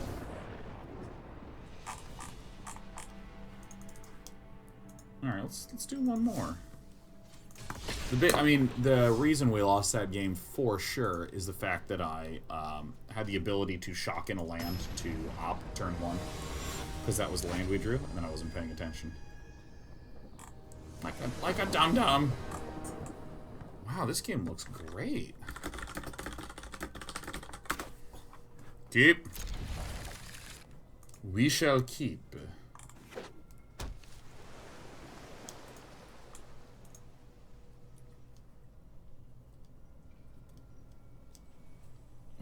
Oh my god, this game looks like so up the fuck out of my alley. This game is up my alley and around the corner, if you know what I mean. Oh, none of these? Oh, I can't. Oh no.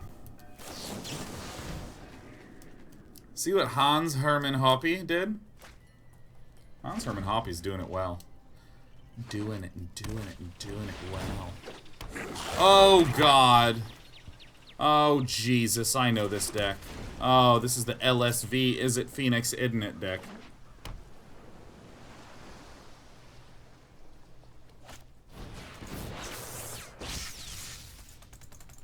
Any chance you can get the Gates deck around or two? I'm really interested in the deck and seeing its thought process really helped a player like me who's just getting into the game. I did the Gates deck a few weeks ago. Yeah, this is the LSV Phoenix deck. Scraw! Bong. So we are more than likely dead.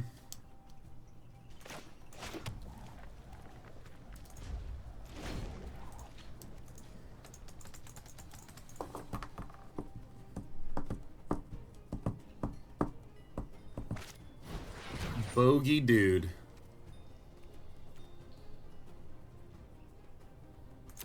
For the 69 months. This is longtime lurker. Just want to say thanks for the hilarity of many past years. Dude, Bogey. What a perfect time. If we don't draw untapped land, that could be disastrous. Only 14 card sideboard. There's another card I need that I don't have the wild card scrap. Rather than replace it, I just cut it and moved on with my life. Holy shit, this sucks. Alright.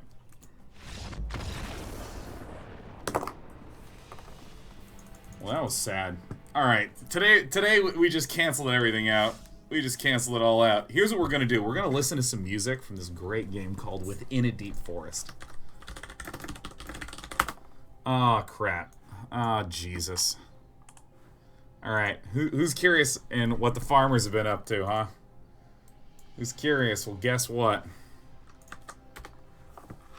Guess effing what? Results are still to be determined. Results are still to be determined. This is where they're at. Alright. Fuck. There was no learning. Now, if I smooth this out a lot, right? I mean, that... some improvement. Like, smoothing is like... so this is the raw data that it's getting. And you can see it began to understand some pattern. And so it began to deviate from the pattern starting right about here. Because the interesting proportional thing is what's called this curiosity. So this is basically measuring how much... fuck.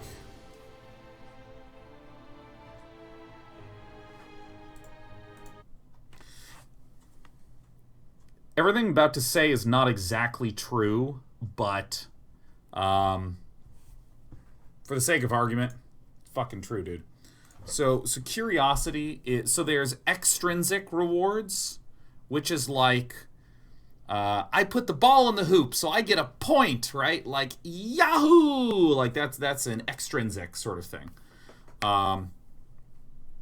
Intrinsic are like emotional rewards that I sort of internally am looking to satisfy in myself. Fuck, I'm doing the weirdest way to explain this.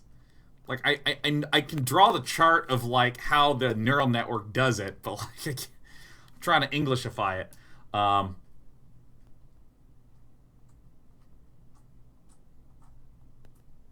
So I got my little farmer bot who's trying to learn to water crops and to eventually harvest them when they're ripe. Because people play My Time at Porsche, I literally try to learn an agent into My Time at Porsche-ing. The idea of curiosity is you let the little learning agent start tracking when it's good at predicting success and failure. So it's not about success being the goal. It's not about failure being the goal. It's that I'm really good at knowing that if I do thing A, then thing B will happen, right? So it's kind of like you push a button and it goes ding, and if you just keep pushing that button, you know that 100 times later, if you push it, it's just going to go ding, right? You have an expectation. So the curiosity is trying to get my little farmer to be good at going to start doing things that surprises it. So, for instance, if there was a button that you pushed that went ding 100 times, but then you pushed it and it mooed, you'd be like, whoa, I'm really curious about this fucking button. I'm like really surprised, huh? Whoa. And see, again, this is like a human thing, right? Like if you're a baby, you're not doing anything due to some sort of extrinsic goal. Like I'm a baby, I'm trying to put the basketball in the hoop. You just sort of are curious about things, and when things are unpredictable and surprising, they become really interesting to you, to your brain, to try to like figure out what the heck's going on with this. So the idea is instead of trying to dictate what my farmer does through just basic probabilities. Like, do the thing that's successful, and then like 10% of the time do something random. That's kind of a acceptable way to get to do other random things. Curiosity is like, okay, I'm learning that if I go down this path, it's going to be successful. So now I'm starting to get curious about some of these other things that are, I don't have a good sense of what they do. So there's a measurement for surprise and curiosity. Things that are surprising my little farmer bog gets curious about. So you can see that it starts to kind of see unpredictable stuff happen, and this is where it's starting to get more curious. You can see the curiosity rewards going up. Oh, goodness. It's too hard. It's too hard for me. Too hard for me to explain right now. This certainly is interesting to me. This entropy is this is the measure of how random the decision making is. So entropy should go down over time. You see in my original test that it just flatlined. I don't know. Bunch of fucking machine learning shit.